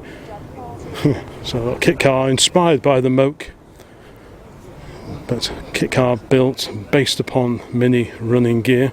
Let's have a quick look around here. Right, Fiat 126P, so P for Polski or Polish built, 1995, there we go. 652cc, 24 brake horsepower. Very neat little car, tiny little car. That was the replacement for the Fiat 500 in the 1970s. Got a Cheshire registered Rover P6 from 1966 here. Lovely example. And we've got a few goodies on the top of the dash. Old school AA members certificate. And the key, so you could unlock the special phone boxes which were available only to AA members. We've got an AA champion plugometer as well on the dash. Right, let's carry on around here and just see what else we can spot on this particular car club stand. XR3i Cabriolet, bit of V12 Ferrari here. Peugeot Wolseley. Ooh, look at this. So which one is this? This is the Wolseley Wasp. So you had the Hornet, which was a 6-cylinder saloon, and sporty ones were available too. But the Hornet was a 6-pot, the Wolseley Wasp was the 4-cylinder powered car. This one from the mid-1930s, and as with all Wolseleys, with the illuminated badge. So when you turn the headlights on, you get a lovely soft glow from the Wolseley badge in the centre of the radiator there. So what's that? 1069cc overhead cam engine, 1935. What a bonny little car. It's always great to see a few pre-war cars at these do's, so I'll always try and feature them whenever I see them. Mighty Buick here from 65.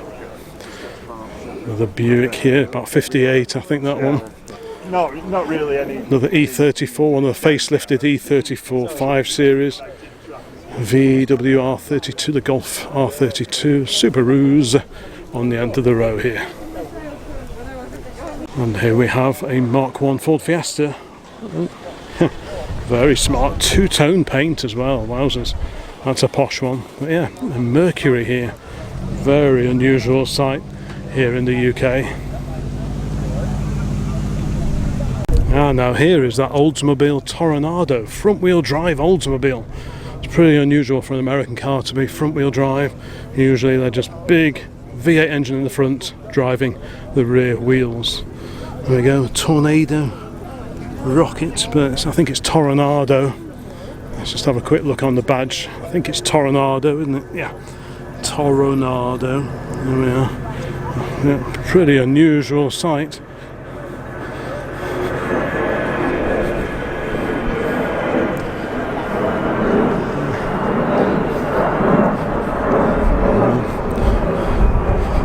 Vast two-door coupe. Looks like it's for sale as well.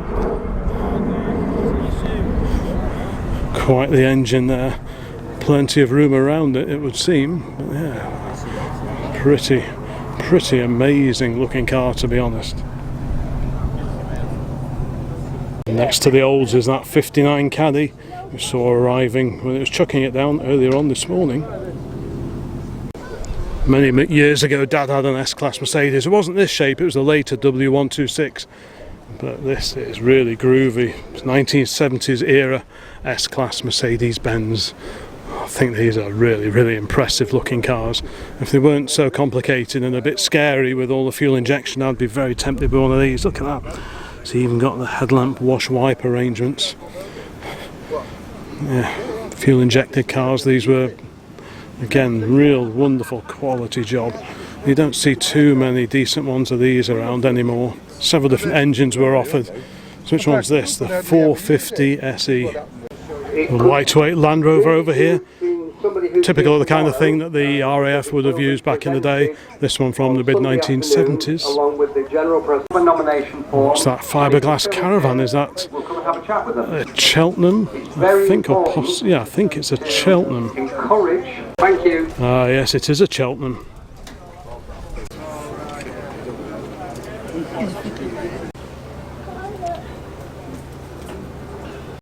Now we're on the stand for the Cheshire Classic Car Club, and quite the variety of cars here on this multi-mark club. Very unusual Austin Tourer. So spoked wheels but painted radiator surround, so I'm guessing 35, 36. The earlier cars would have had the chrome radiator surround, then they sort of went to the painted surround, and then they went to the easy clean wheels which replaced these, the spoked wheels. So I'm guessing 35 or 6-ish, that sort of age. Quite an unusual car now. Porsche TVR.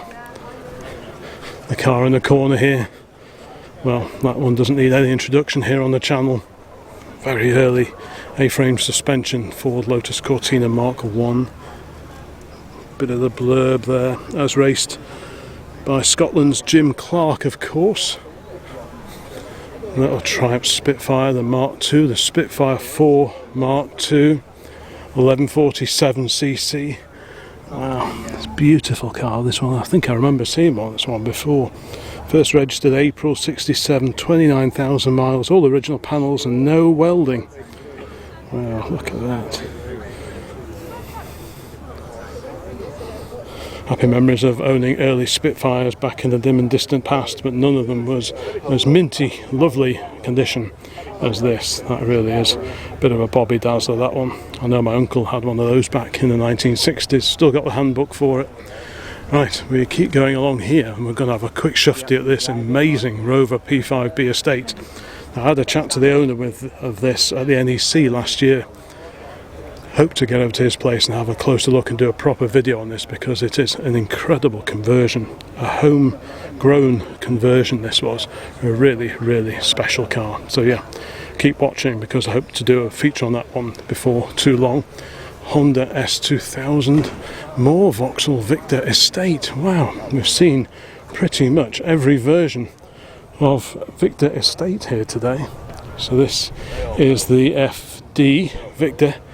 So we've seen the F-Type, the FB, the FC, and now the later FD. We've got the 420G Jaguar here, so the 4.2.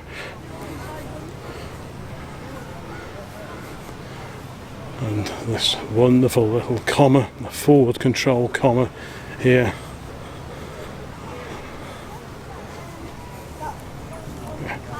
What a cracker. Another wonderful just post-war MG saloon. This the MG-YB. In fact, this is the first production MG-YB apparently.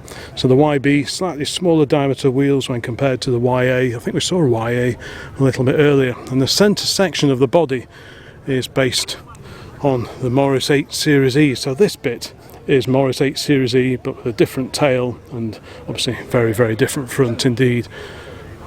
Yeah, by that point in time, MG, Morris, all part of the Nuffield group.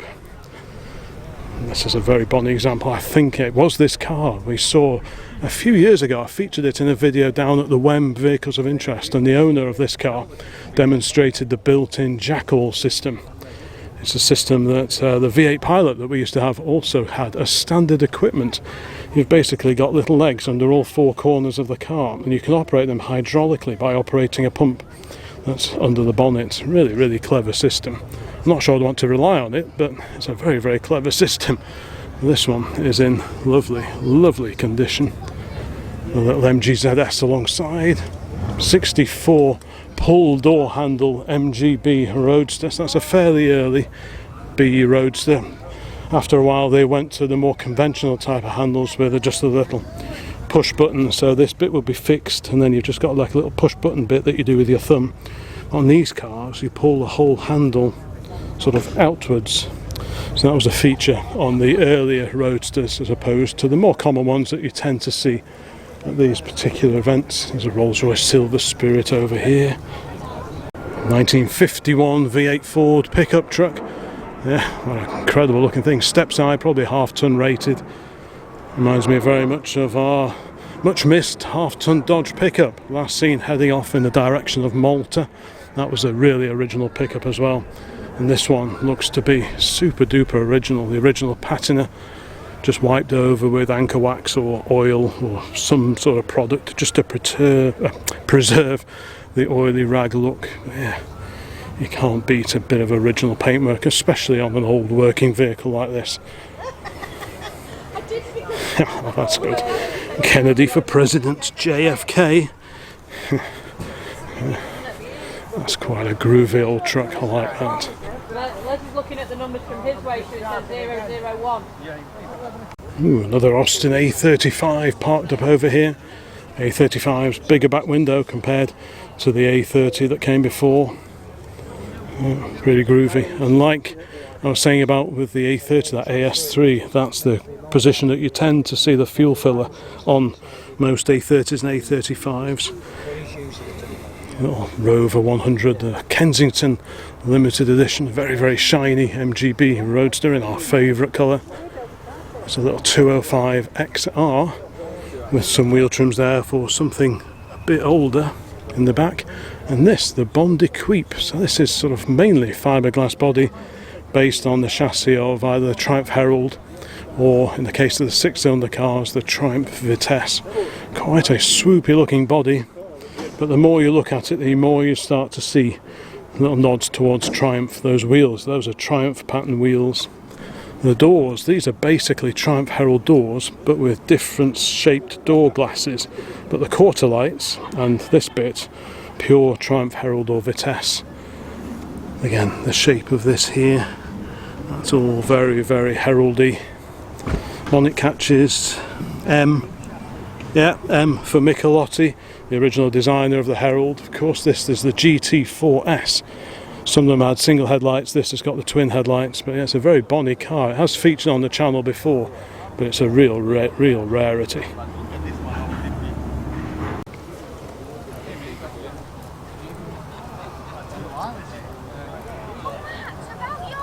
Quite a few later Vauxhalls and Opals parked up over here. We've got a Manta GTE here. I always thought these were really cool looking cars. So this is the coupe with a slight step at the back, then there's like the fastback sort of Berlinetta type body.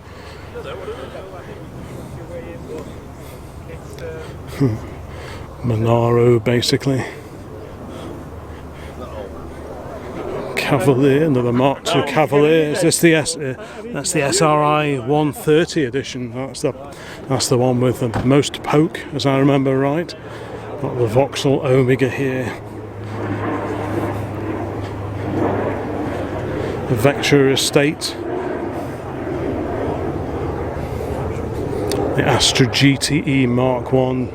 Very neat looking car, I think. Again, Wales registered JC. The Vauxhall VX220. Another slightly different variation on the theme. Very different back on it.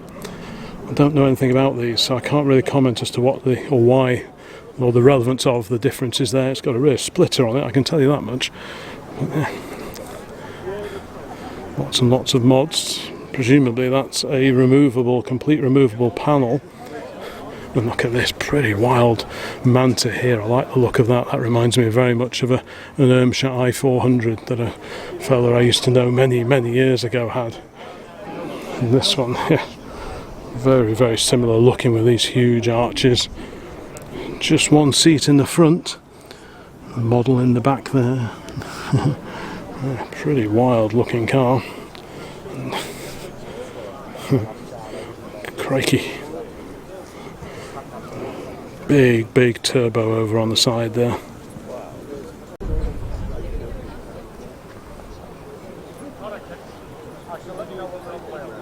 There's the W126 Mercedes-Benz S-Class we saw arriving a little while ago now. Very, very similar to a car Dad had way back in the, when would that have been? Sort of mid-2000s I think he had. He had a 500 SEL, the 5-litre V8.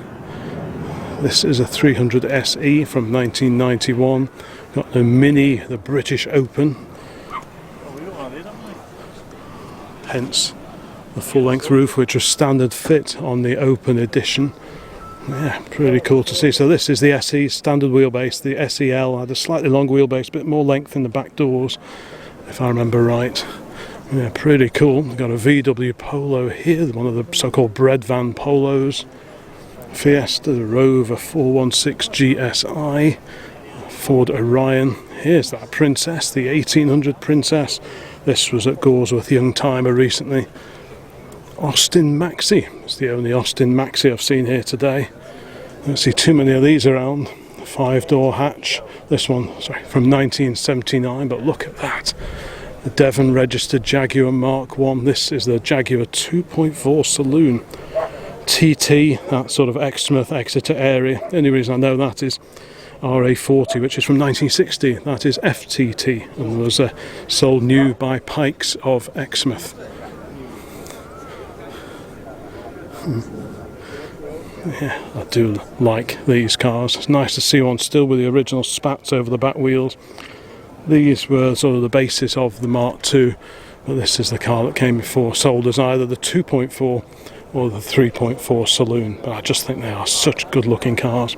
Quite narrow rear track, probably because of the spats over the back wheels. The Mark II, which didn't have the full spats, had a slightly wider rear track, and it's not unknown for people with the Mark 1s to actually convert to the Mark II rear axles.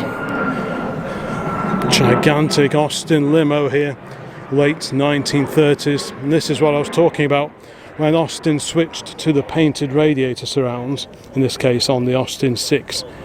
It wasn't long before they also switched to the Easy Clean non-spoke wheels, the solid steel wheels. So this one is 1938, an Austin 20 Mayfair limo. And as is typical with limos, you've got the sliding partition, so the chauffeur will be up front here, and cosseted in the back would be the owners of the car probably. You've got some extra seats which fold into the floor here. Those are the main seating just over the way. But yeah, very, very commodious, very luxurious car from Longbridge, presumably. These were just made to special order. I can't imagine they were particularly common. Right, we carry on our look around. What do we have here? An MG now. Which one is this? This is an MGTA 1936. So these were built from 36 to 39. So if you've been watching the channel for any length of time, you'll know we've recently bought an MGPA from 1934. And this is the car that came after that. So there was the PA 34 to 35, then from 35 to 36 they made the PB, which was basically a PA with a slightly larger engine and the vertical slatted radiator grille, and then that gave way to this, the TA. The video that I did of Turnhill Hall's own classic car collection, he's got one of these tucked away in his storage facility. And yeah, so this is the car that basically replaced the P-series cars, the PAs and the PBs. Probably slightly larger, I think, than our car. A little bit more room in it. Probably still crash gearbox, I would imagine. Different dash, totally different car, but style-wise, very, very similar indeed.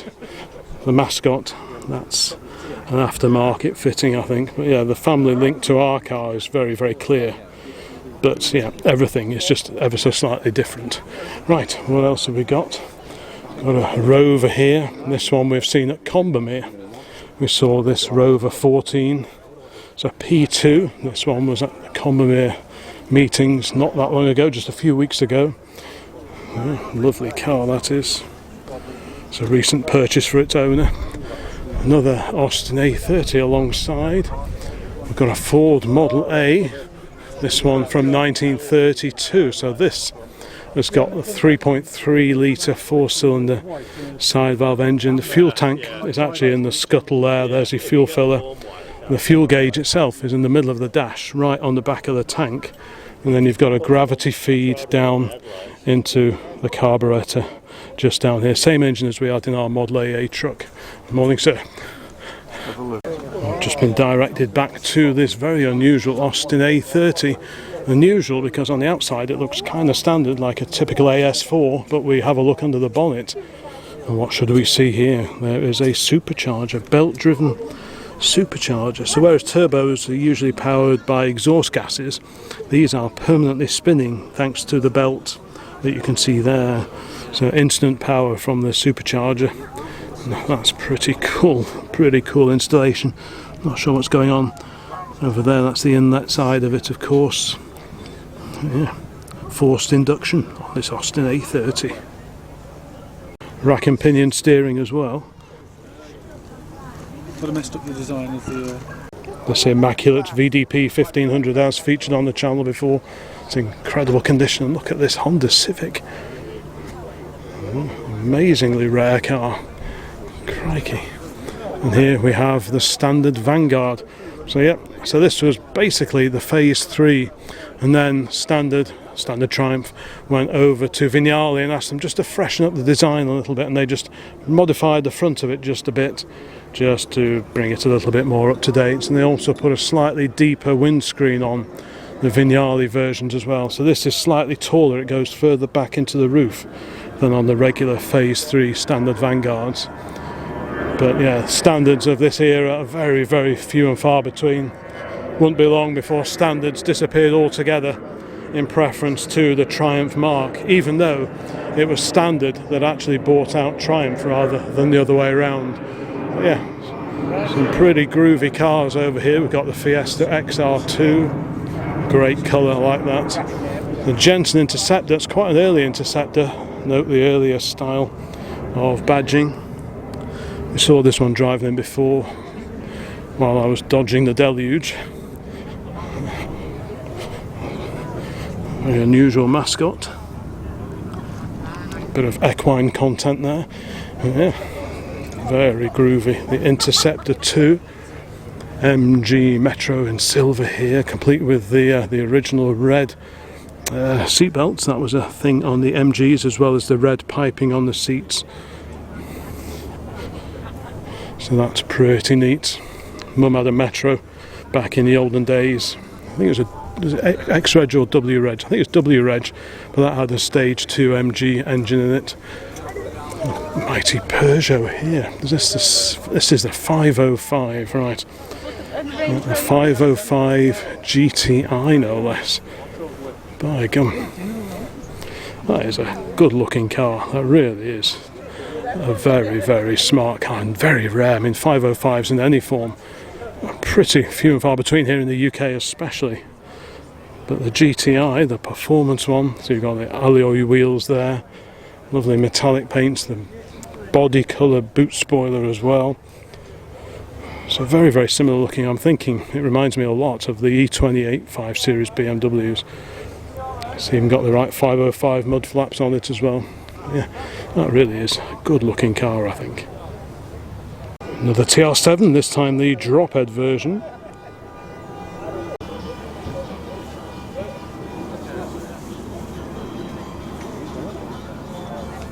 Land crabs and indeed BMC Farinas now. We've got quite the assortment of BMC beauties over here, headed up by this Morris Oxford from the late 1960s. 1.6 litre B-Series 4-cylinder engine in that one. And here is the Austin equivalent. This is the Austin A60 Cambridge from 1964. Super lovely example. Grey with the cream strip down the side. In really lovely condition. So lots of detail differences, even though under the skin the A60 Cambridge was pretty much the same as the Morris. The Morris had that strip down the sill, which the Austin didn't have, but yeah, differences are really just around the front and the back and slightly different inside. But basically they were the same car, just badge engineering in full flight at BMC, the British Motor Corporation at the time.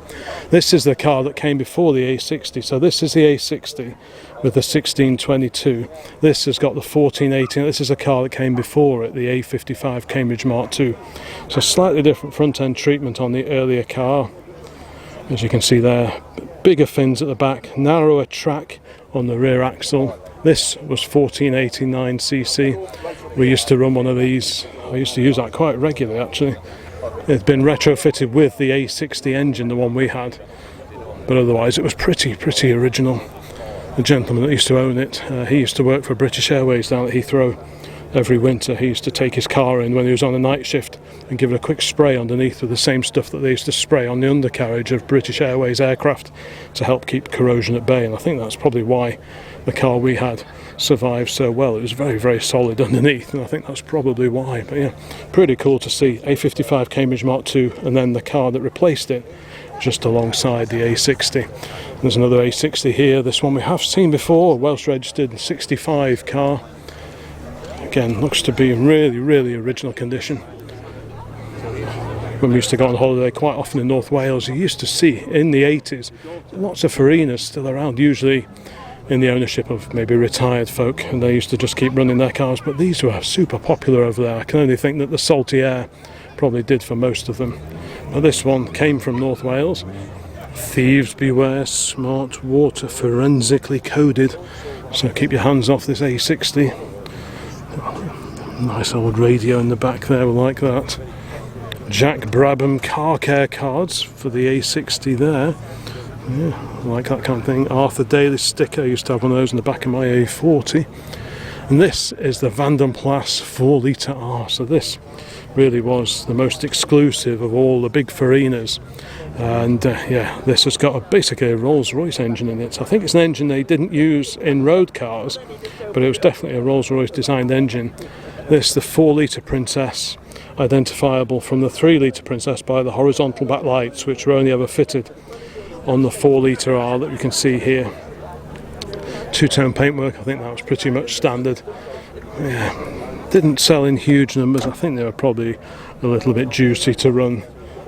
And here is the back end, showing the bigger fins of the A55 Mark II when compared to the later A60. So it's nice to be able to do these comparisons. But yeah, 4 litre R. I had one of these briefly some years ago now. Another immaculate A60 just over here as well. There's a 6-cylinder Wolseley 6110 just here.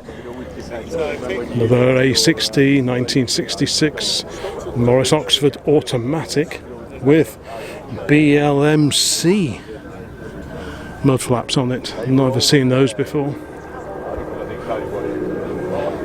Landcrab police car, evening all. And aircraft regularly flying over us here today.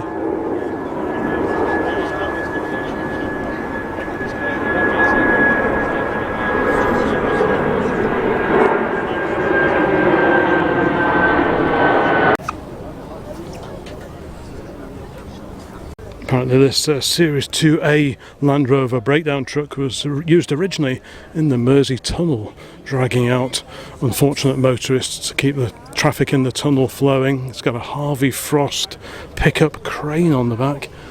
Crane capacity 30 hundredweight, it says on there. So what's that, ton and a half? Yeah. May Day Bank Holiday, the Llandudno Transport Festival. That's an event we've been to quite a few times. Did a video there a year or two back. Rover P6, the 3.5 there. Ooh, look at that. Roof is extended on the Morris-based camper. Wow. I do like BMC cars, I must admit.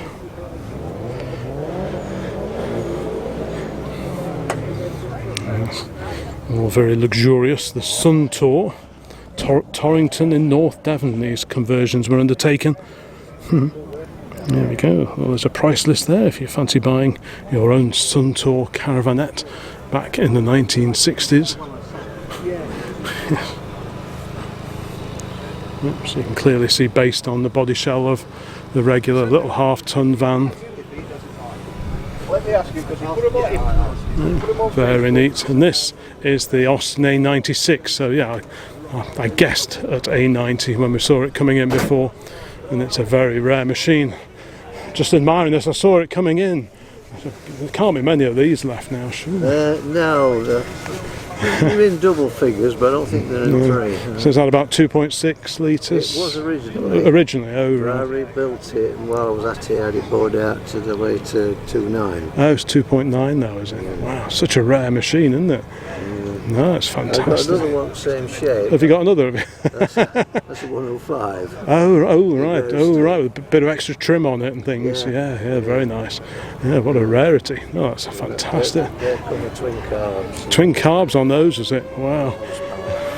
Look at that. So yeah, longer front on it to accommodate the 6-cylinder engine in the A90. Shares the doors with the Does it? small Oh, I see. Not only were these longer in the front, the A90, as opposed to the A40s and the A50s, the body shell is actually wider, which I never realised that. The owner just told me about that. So that's really cool. This lovely Mark 1 Triumph 2000 alongside. That really is a belter, that is as well. Sierra, we saw this one coming in as well. So yeah, Rover 100 here. A two-tone car. And it would be very remiss of me not to feature some of the 1800s that are also here today. Various eras of 1800s, some Austin, some Morris. The Morris, very similar colour to Dad's MGB, maybe slightly greenier than his MGB. Oh, nice metal plates on it. This is a very accessorised, I think you'd call it, late Austin 1800. We have seen this one before with these really incredible alloy wheels. They're a very neat fitment. Extra Lucas lamps. It's even got a spoiler on it. By gum. Full length roof, vinyl roof as well. Yeah, all the accessories on this one. Quite a late example, I think. That's a private plate, so that hiding the original age of the car. This is the Wolseley 1885. Very similar looking to the Wolseley 6, although the Wolseley 6 has 4 strips either side here. The 4-cylinder car like we're looking at here just has these 3 strips, and I think the black surrounds are a Wolseley 6 thing as well, but I don't think we've got one of those here today.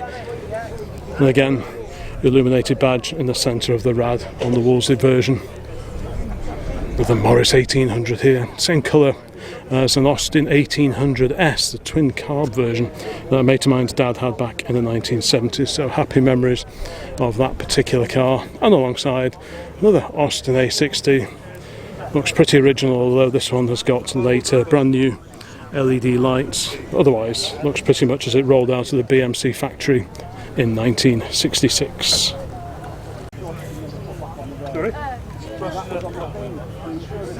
Great assortment of Triumph TRs here, various different sizes, shapes, etc. TR3A, TR2 there,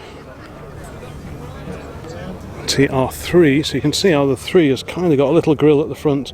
The TR2 just has a very small grille, but well set in to the air intake. So yeah, so 2, then 3, then 3A. And then it was the all-new TR4. This one with the hardtop though, that looks very, very neat. I like that. So another TR3A, complete with the Triumph Sports Owners Association badge, which is very nice. But that hardtop, sometimes hardtops don't suit cars, but that one I think really does look very good and very, very in keeping. Couple of extra Lucas lamps on the front as well. Someone revving up a non-classic car in the background. That's a bit of popping and banging of exhaust, but you can go to Tesco's for that. Right, let's keep going, see what other gems we've got here. Quite a few later TRs as well. 6s, TR250, so this was the American market TR5 basically. So TR5 but on carburetors rather than the fuel injection which the UK market cars have. But I just love the shape of the front end of these with the offset hump in the bonnet as well. Yeah, TR250, so originally this would have been a left-hand drive car. This one's been converted to right-hand drive. This is the later TR6. Windscreen surround will be familiar to anyone who's got a Mark 1 to Mark 3 Triumph Spitfire. It's the same unit which actually unbolts, also used on the TR6. Nice little Model 1 there. Let's go around the back here. Hardtop on the TR6. Again, lots of unnecessary revving in the background. Don't need that. We've got a TR4A. You'll have seen this one on the channel before. TR6s. And here we have the TR5, so this has got the PI. Presumably this is a UK market car, complete with the Surrey roof, so lift out roof panel. TR6 with matching blue soft top, and ooh, I spy lots of side valve Fords over there, so I think we will go and head off in that general direction. Yes, this is the Ford Side Valve Owners Club stand, a club that I've been a member of on and off over the years for, well, since 1989 when I found my first E83W pickup in a field in North Wales. So what have we got? We've got an E493A Ford Prefect here, so this has got the 1172cc side valve engine, so-called 10 horsepower rated, not brake horsepower, it's probably 30 something brake horsepower. This has been a stalwart on the scene here at Tatton Park and elsewhere for a long time. I've not seen this one before though. I know in Australia they had ute versions of the Ford Prefect, the A493A over there, but whether this is one of those or whether this is a homegrown car, I'm not entirely sure, but it's certainly a very neat and very useful little pickup truck. Got a little Ford Pop 103E, so this has the 1172 engine, same as the upright Prefects, but painted bumpers on these. The Anglia that came before were chrome plated, and they also had slightly bigger lamps on the earlier car. These Butler lamps are a fair bit smaller than those that were fitted to the previous Anglia, but this has got the bigger engine, so horses for courses. Here we have the Anglia, so nice little comparison. This is the 8 horse, so 933cc the engine in this one, and that was produced until the early 1950s, and then this came along, and this was sort of Ford's bargain car, very much a pre-war design, but produced right through to 1959. So this was based on the earlier Anglia, but cheapened a bit, so you can see the lovely big headlights on the Anglia, much smaller Butler lamps on the Pop, a plain metal dash in these as well, whereas the Anglia had a really nice Bakelite dash in it as well. If you go searching across the channel, you'll see various videos of the fawn grey Anglia E494A we had a little while ago, very similar to this. In fact, this is also fawn in colour, and this is a car I remember reading about in the Ford Side Valve Club magazines over many years. The rope on the front there reminds me that this one gets used in a bit of classic trialling, I believe. And there's another sign that it gets trialled. This has got E83W pickup, slightly wider section, tyres and wheels on the back of it, just for a bit of added, oh there we go, bit of added traction. Yes, I remember reading about this one before. So this is also an Anglia, and you can see the Bakelite dashboard in there. Pretty neat. It's got a 100E engine in this one. Let's have a quick look at that pickup version. So Prefect Ute, like I say, in Australia they did have these, but they were never sold here. Now whether this is an Aussie Ute or a recreation inspired by an Aussie Ute, I'm not entirely sure, but it's a great looking thing regardless. Here's that lovely Standard as well, just tucked away in the corner here. This super rare Flying 20 with the V8 engine, look at that. And here's that pre-war 10 with the 3-slot grille I was talking about before. Like I say, I can never remember if this is 7Y or 7W, but I'll look it up and I'll add it on during the edit of this video. But yeah, that is one seriously rare car. Oh, now these are right up my street. 2 E83W vans, the little Thames 1000 weight vans, introduced 1938 and produced till 1957. Fantastic. Now this is a van I've known about for years and years. Ron's got this one. He used to be, he might still be, but he was certainly the registrar for the E83W register of the Ford Side Valve Owners Club, and he's had this one for donkeys of years. I've had a couple of vans over the years. I think I've had about 14 or 15 E83Ws in varying states of decrepitude since 1989 when I found my first one, a pickup truck in a field in North Wales. Originally it had been used by Windsor garages in Llandudno. This one's still got the original driver's seat with like a pointy backrest. Often those have disappeared on the vans that you see, but not just one E83W van here today, but 2, and I've not seen this one before, this red example alongside. So yeah, 38 to 57, half-ton rated. So this was the Thames 10 hundredweight van.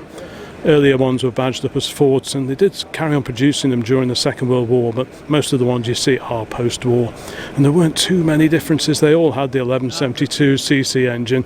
And I hear Ron. Ah, hello Ron. How are you doing, sir? Just admiring this fine pair of vans. So how's your green one doing? Fine. Is it behaving? That's the main thing, isn't it? Yeah. And what's the story with this red one alongside? I've not seen this before, I don't think. I know you won't. It is mine. Is that yours as well, is it? Oh, right. Yes. So is this only recently got back out and about, or? It's the first one I store. Am I speaking? Yes, yeah. You can if you talk into there, everyone can enjoy your commentary. Oh, right. I hope they can understand what I'm saying. I'm sure they will. Yes, I first saw this as the red one, as a basket case. Did you? Back in about 1985. Oh, right. I didn't buy it. I actually did a little write-up in the magazine a few issues ago now. All right. But it was sold to a friend who I strangely found out. And he had it for probably 30 years. Really? And did nothing with it at all. And I said to him one day, if ever you come to sell, will you give me Oh, that's famous last words, isn't it? Yes, and of course he came knocking on the door. Not many weeks later. Really? Said, did I want to buy an E83W? And I says, if I can find somewhere to put it, which is the main problem these days. It can be, yeah. I would say yes. Yeah. And my brother put it up in his garage, so I said yes and finished it off. Really? Yes. Yes. Right. So what year's that one then? That's a 1955. 55, yes. Right. So just a couple of years left of production before. That's right. Yes, that's right. 57, yes. Wasn't it? And what year's your green one then? What year's this 53. one? That's 53, is it? Right. And this, I was just saying before, this is a van I've seen around since the beginning of time, pretty much. Yes. When you first saw me way back in. Well, I was to say, I got 73. Well, 1989, I got my pickup out of that field in North Wales, NCA 129, yes. which a mate of mine still got. He's still got it in his shed. I actually contacted some months ago to ask if he was willing to sell it, because it was another friend down in Shropshire who was looking for one. Oh, but they're like hen's teeth when you want them. Yes, yeah, they're not everywhere, are they? No, they're not. So there's been a couple of wrecks available, but it doesn't want to wreck. They take too much time to repair. Yes, they're a big job, aren't they? But no, Yes. it's great to see these two here today, because typically I just never come across these. You know, maybe at the All Ford rally down at Gaydon, you see the odd one or two down there, but Yes. otherwise not so much. But no, it's great to see these two here today. I didn't realise they were both yours. Quite a few 100Es also here on the side valve stand. Lovely little black prefect there, the little 100E. Another prefect alongside this, the 107E. This is the overhead valve car. So this one has a side valve unit. This has the overhead valve engine that was also used in the 105E Anglia. Talking of Anglias, 100E Anglia there, the little two-door car. Again with the original ace plate. Oh, that's nice to see. Seeing double here with these two prefects. Wowzers. And a few goodies for sale, including this lovely Shell X100 oil bottle. A Land Plus 2, there's a couple of those here on the stand. Really neat looking cars, especially with these sort of roll up headlamps. It's quite neat to see those up in position. A lovely colour as well. Very, very sleek car, but like the standard Elan's, fiberglass body, steel chassis hidden away underneath. And this one looks like it's over from La France. There we go. Oh, French registered Lotus Elan Plus 2 visiting Tatton Park this year. Oh. Love the wheels on that. Very, very sharp looking set of wheels on that beauty.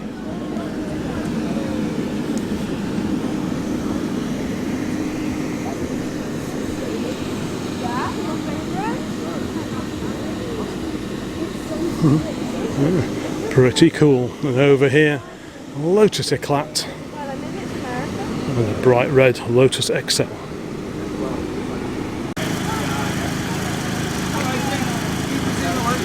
And this is where many of the visiting Morris miners have congregated for the day. This is the Manchester branch of the Morris Minor Owners Club.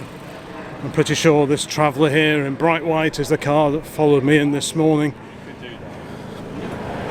It's getting a little bit cloudier. And oh, now look at this low light Tourer. This one hides a secret, because if we look very closely, there's a special little badge. And I remember, I think it was this car I looked at a few years ago, because this has got the Alta overhead valve cylinder head conversion. So this as with all MMs, it had the Morris 8 Series E engine, 918cc side valve engine, but you could buy from Alta a overhead valve conversion, and this car is equipped with that exact conversion. Shame the bonnet's not up, because it'd be really interesting to have a look at that. But I think if you go rooting around on the channel, you'll see that I did a video specifically looking at the engine installation in one of these Alta modified Morris Minor MMs. Otherwise looks pretty standard, looks like any other MM, which is pretty rare in its own right. But to have the Alta conversion, well, that makes this a bit of a wolf in sheep's clothing in terms of Morris Minor MMs. Lovely shaped car, really nice looking car. And alongside the galaxy of Morris Minors, and let's face it, it wouldn't be a classic car show without a few Morris Minors. We have the Volvo Club and quite the assortment of Volvos here. We have a 700 Estate, a P1800 ES, make that two of those. Pretty cool looking car, Bosch fuel injection, standard fitment by this point of time. There we go. Kind of similar installation as we had in our 164E just a few years ago, but obviously that was a 6-cylinder car, but very similar setup there. This one, 1800 ES, 2 litre fuel injected, first registered 4th of April 1973. Another super big 240 Estate. We've got a few Volvo models just on top of the dash there. No shortage of stickers on this one. Ooh. XM655, that's the one down at Wellesbourne, the Avro Vulcan B2. Yeah, all sorts of stickers everywhere you look. Yeah, pretty cool. Look at this, a 300 series, but the booted saloon. We don't see these very often, full stop, but when you do see them, it's usually a hatchback. But the booted car, well, that is really quite unusual. A 360 saloon, no less. There it is, in a period brochure. Yeah, the booted car, very unusual indeed, that is. 360 GLE. Yeah. And here we have one of the hatchback cars alongside. This was originally a DAF. This was going to be a DAF, but Volvo bought out DAF. And Volvo put it into production as one of their own. Yeah. Really cool, because you don't see many of these too often. Another mate of mine, his mum had a 360 GLE hatchback back in the olden days. And this is where all the Anglias have gravitated towards. Wow, what a lineup of Thames 307Es. Just look at them all. I saw some of these arriving, but not all these. That really is amazing to see so many vans together. Some of them modified, some of them standard. They do lend themselves to being modified, as Fords have done since pretty much the beginning of time. Yeah, look at those, all those Thames 307Es. I've never seen this many in one place before. There we go, 500 weight Thames, so quarter-ton rated. That was their carrying capacity. Yeah, pretty neat to see all these together, and not just the vans, but also saloons. This is a base model saloon from 1966. It's like the Fleet version, I think they called it, because you got less chrome trim going on, and also this narrower painted body colour grille, which is, I think, similar to that on the van. We've got the 123E Super here. We've got some Sierra Cosworths just over the back there. Yeah. And look at this, Anglia Estate. Proper patina job this, and we've got a bit more classic roof rack action with cases on the top, so we like that. Yeah. Pretty sporty looking set of wheels on that one. And another roof rack just over here. It is a Desmo roof rack, no less. very famous accessory maker.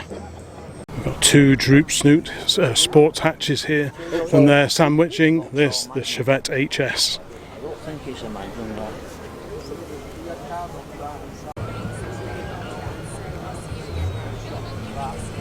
There's an unusual one, the Onyx. Next to that, Fiat Panda and the super rare Fiat Strada Abarth.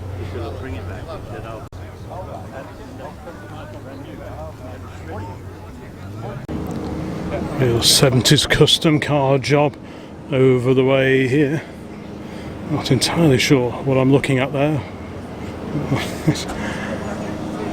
MG Maestro Triumph Stag, an immaculate, fairly early one on an H registration, and the Triumph Renown. Handsome looking motor car indeed. What else have we got up here? Let's just have a quick look.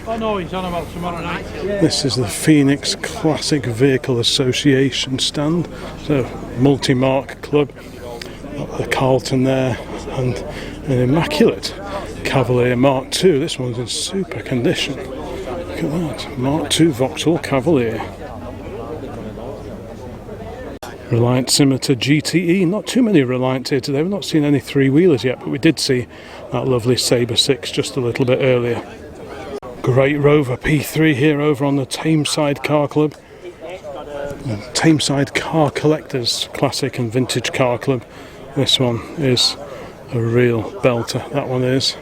What else have we got here? Morris Minor. See a black one just over the back there.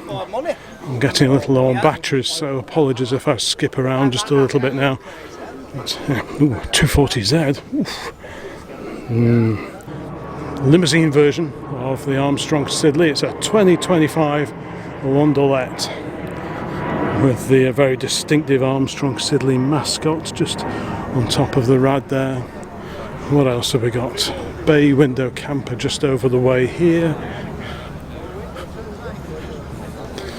A low riding Carman gear next to Beetle, an immaculate Beetle in black.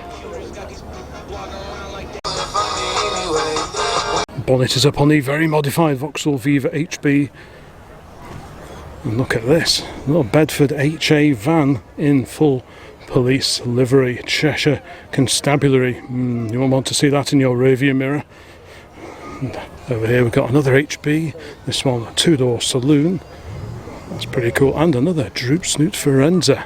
The 1600 I saw arriving in the rain just a little bit earlier, and look at that over there, mid-1920s Austin 7 Chummy. What a little Bobby Dazzler that is.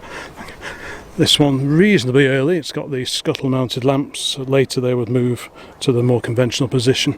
Yeah, pretty bonny car, roof raised on this one. You don't often see them with the roof up, but given the weather we had earlier on, it's kind of not surprising at all. Yeah, what a super little car that is. And I just want to go up here because here is that Lee Francis 14 saloon. Now that is not a car you stumble across very often at all. So yeah, so it's like one of those early post-war era cars, similar sort of shape to say like the Riley RM, that kind of car. But yeah, very unusual to see one of these. It's on its original registration as well, and an F51. Yeah, so what year would that be? It'd probably be about 1951, 50, 49, that sort of age I would have thought. Lee Francis, you don't see too many post-war Lee Francis around. Occasionally you see the odd 14 horsepower Sport, which is quite a distinctive looking car. I used to have a radiator shell of one of those hanging up in the garage. But these saloons are quite stylish looking things. We were looking at one for sale the other day. I think it was on Facebook Marketplace, but yeah, very few and far between these particular cars. Lee Francis Owners Club on the front there. Lee Francis Coventry, proudly emblazoned on the top of the radiator. There's a little sign, a sticker to say it had passed the 10-year test back in the 1960s. And here we go, original leather trim inside. Yeah, so again, sort of, yeah, Riley RM, maybe like Armstrong Siddeley, it's that sort of type of car. You'd be reasonably well to do to buy one of these back in those days, but quite traditional build. Actually, I think it's ash framed with steel panelling over the top. But yeah, it's that sort of car that you don't see as often as maybe you once did at shows like this. So yeah, really pleased to see that one here today. We saw a Mark 1 Astra GTE just a little bit earlier. This is the Mark 2, the replacement car for the older model. There's the car that from a distance I identified as a Caterham, but no, this is the Robin Hood, which itself was a sort of a tribute to the Caterham 7. Alongside that, there's the RS 2000 Mark 1 that we did see arriving earlier, and next to that, a brace of classic Beetles.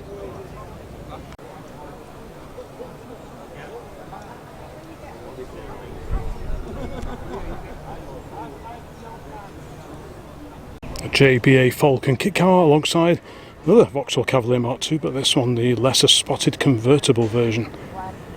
The Rolls-Royce Enthusiast Club are sharing stand space with the Bentley Drivers Club here today. Let's have a quick look round. So we've got a 2025 Landaulet Rolls-Royce dating to 1934. There's the Spirit of Ecstasy. There's the radiator slats which adjust depending on the temperature of the engine, depending on whether you need more or less engine cooling. But yes, the Landaulet, so folding back rear section of roof only. So the rear seat passengers, they get to benefit from the sunshine, assuming there was any sunshine. Yeah, beautifully appointed in the back there, isn't that lovely? Whereas the driver up front, well, they have to make do with a permanent roof. Yeah, Rolls-Royce 2025 Landaulet. Got a limousine alongside, and look at the magnificent engine. Wow, look at that.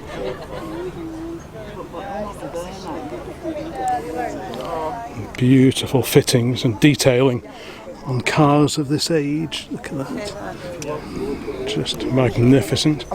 What is this? Is this a Phantom? I think it probably is. There's a little Datsun down there, but yeah, I think this is a Rolls-Royce Phantom. Cool. What a car that is.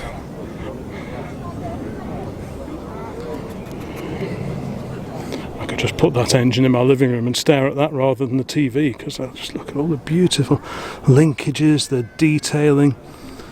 It's just wonderful, wonderful. Look at the oil can. It comes with its own oil can. So what's that little thing down there? I've got a feeling I should know what that is, but answers on the postcard please. Donald Sessions Co Limited. But what is that? Just wonderful. Auto vac. So that's the fuel supply relying on vacuum from the engine. Magneto ignition to provide the spark. There you go. Rolls-Royce Phantom P2 Series N2 Hooper Sport Saloon. So Hooper, the coach builder of this wonderful, quite low set, very low roofline, hence Sport Saloon. Yeah, isn't that? What a lovely car, even down to these lovely little polished strips where the wing joins the main body. Separate letters make up the number plate hidden away in this glass light box here. Yeah, beautiful. Well, some of these can be quite lofty and look a bit very limousine-y like. This, the Sport Saloon with that just lower roofline, just looks quite sleek, and that acres of bonnet.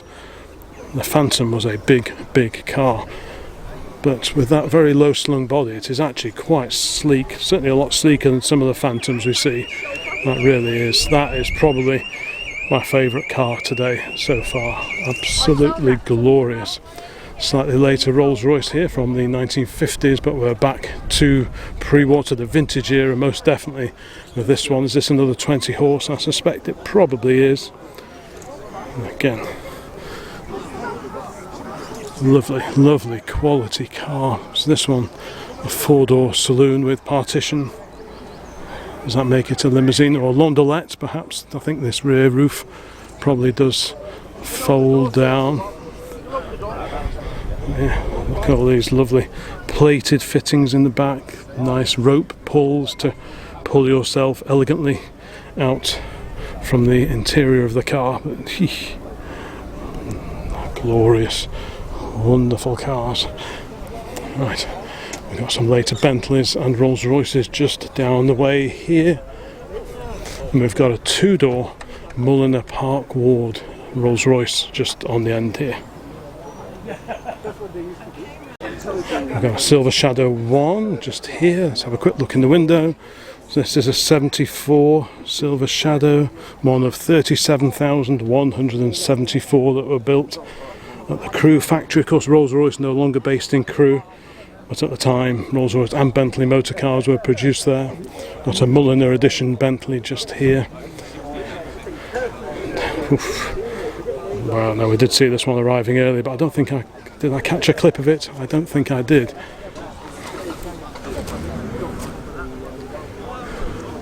So it's a 29 Bentley 4.5 litre Van der Plas Open Tour, July 1929. This has been all over the world, been on a BDC tour in California, Nevada and Arizona. Blenheim Palace, Goodwood Revival, lives over Chester Way. Look at those wonderful original seats.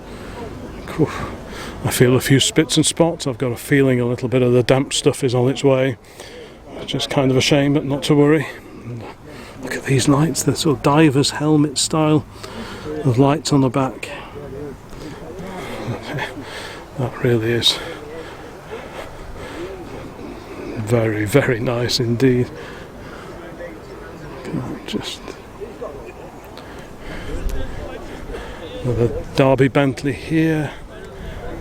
Bentley, much more recent times, the Continental GT.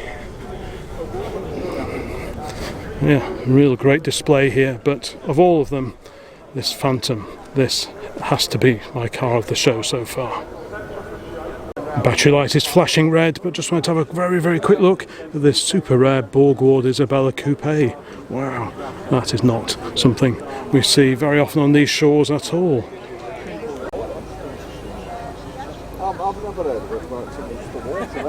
There's that Renault 18 Turbo we saw arriving a little while ago, and also a Renault 12. Look at that, what an unusual survivor. I wonder how many of these still survive in France, but certainly here in the UK, I bet you could probably count the number of running ones on the fingers of one hand.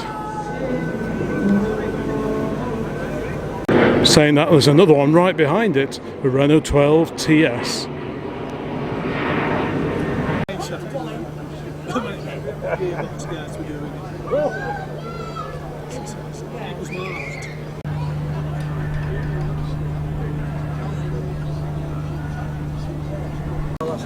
Rover 3 litre coupe here on the Manchester Historic Vehicle Club stand.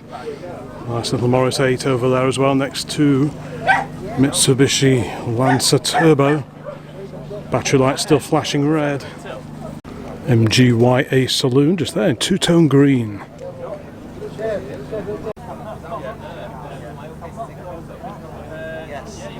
You got it? Good, good. Back it here. Here's that lovely Austin 12 alongside the Vauxhall 1440 that recently celebrated its centenary birthday, no less. And again, there's the flutes, the all-important flutes, a feature of Vauxhalls for so many years. Assortment of four-cylinder Sunbeam Alpines here today, and also the V8 Tigers.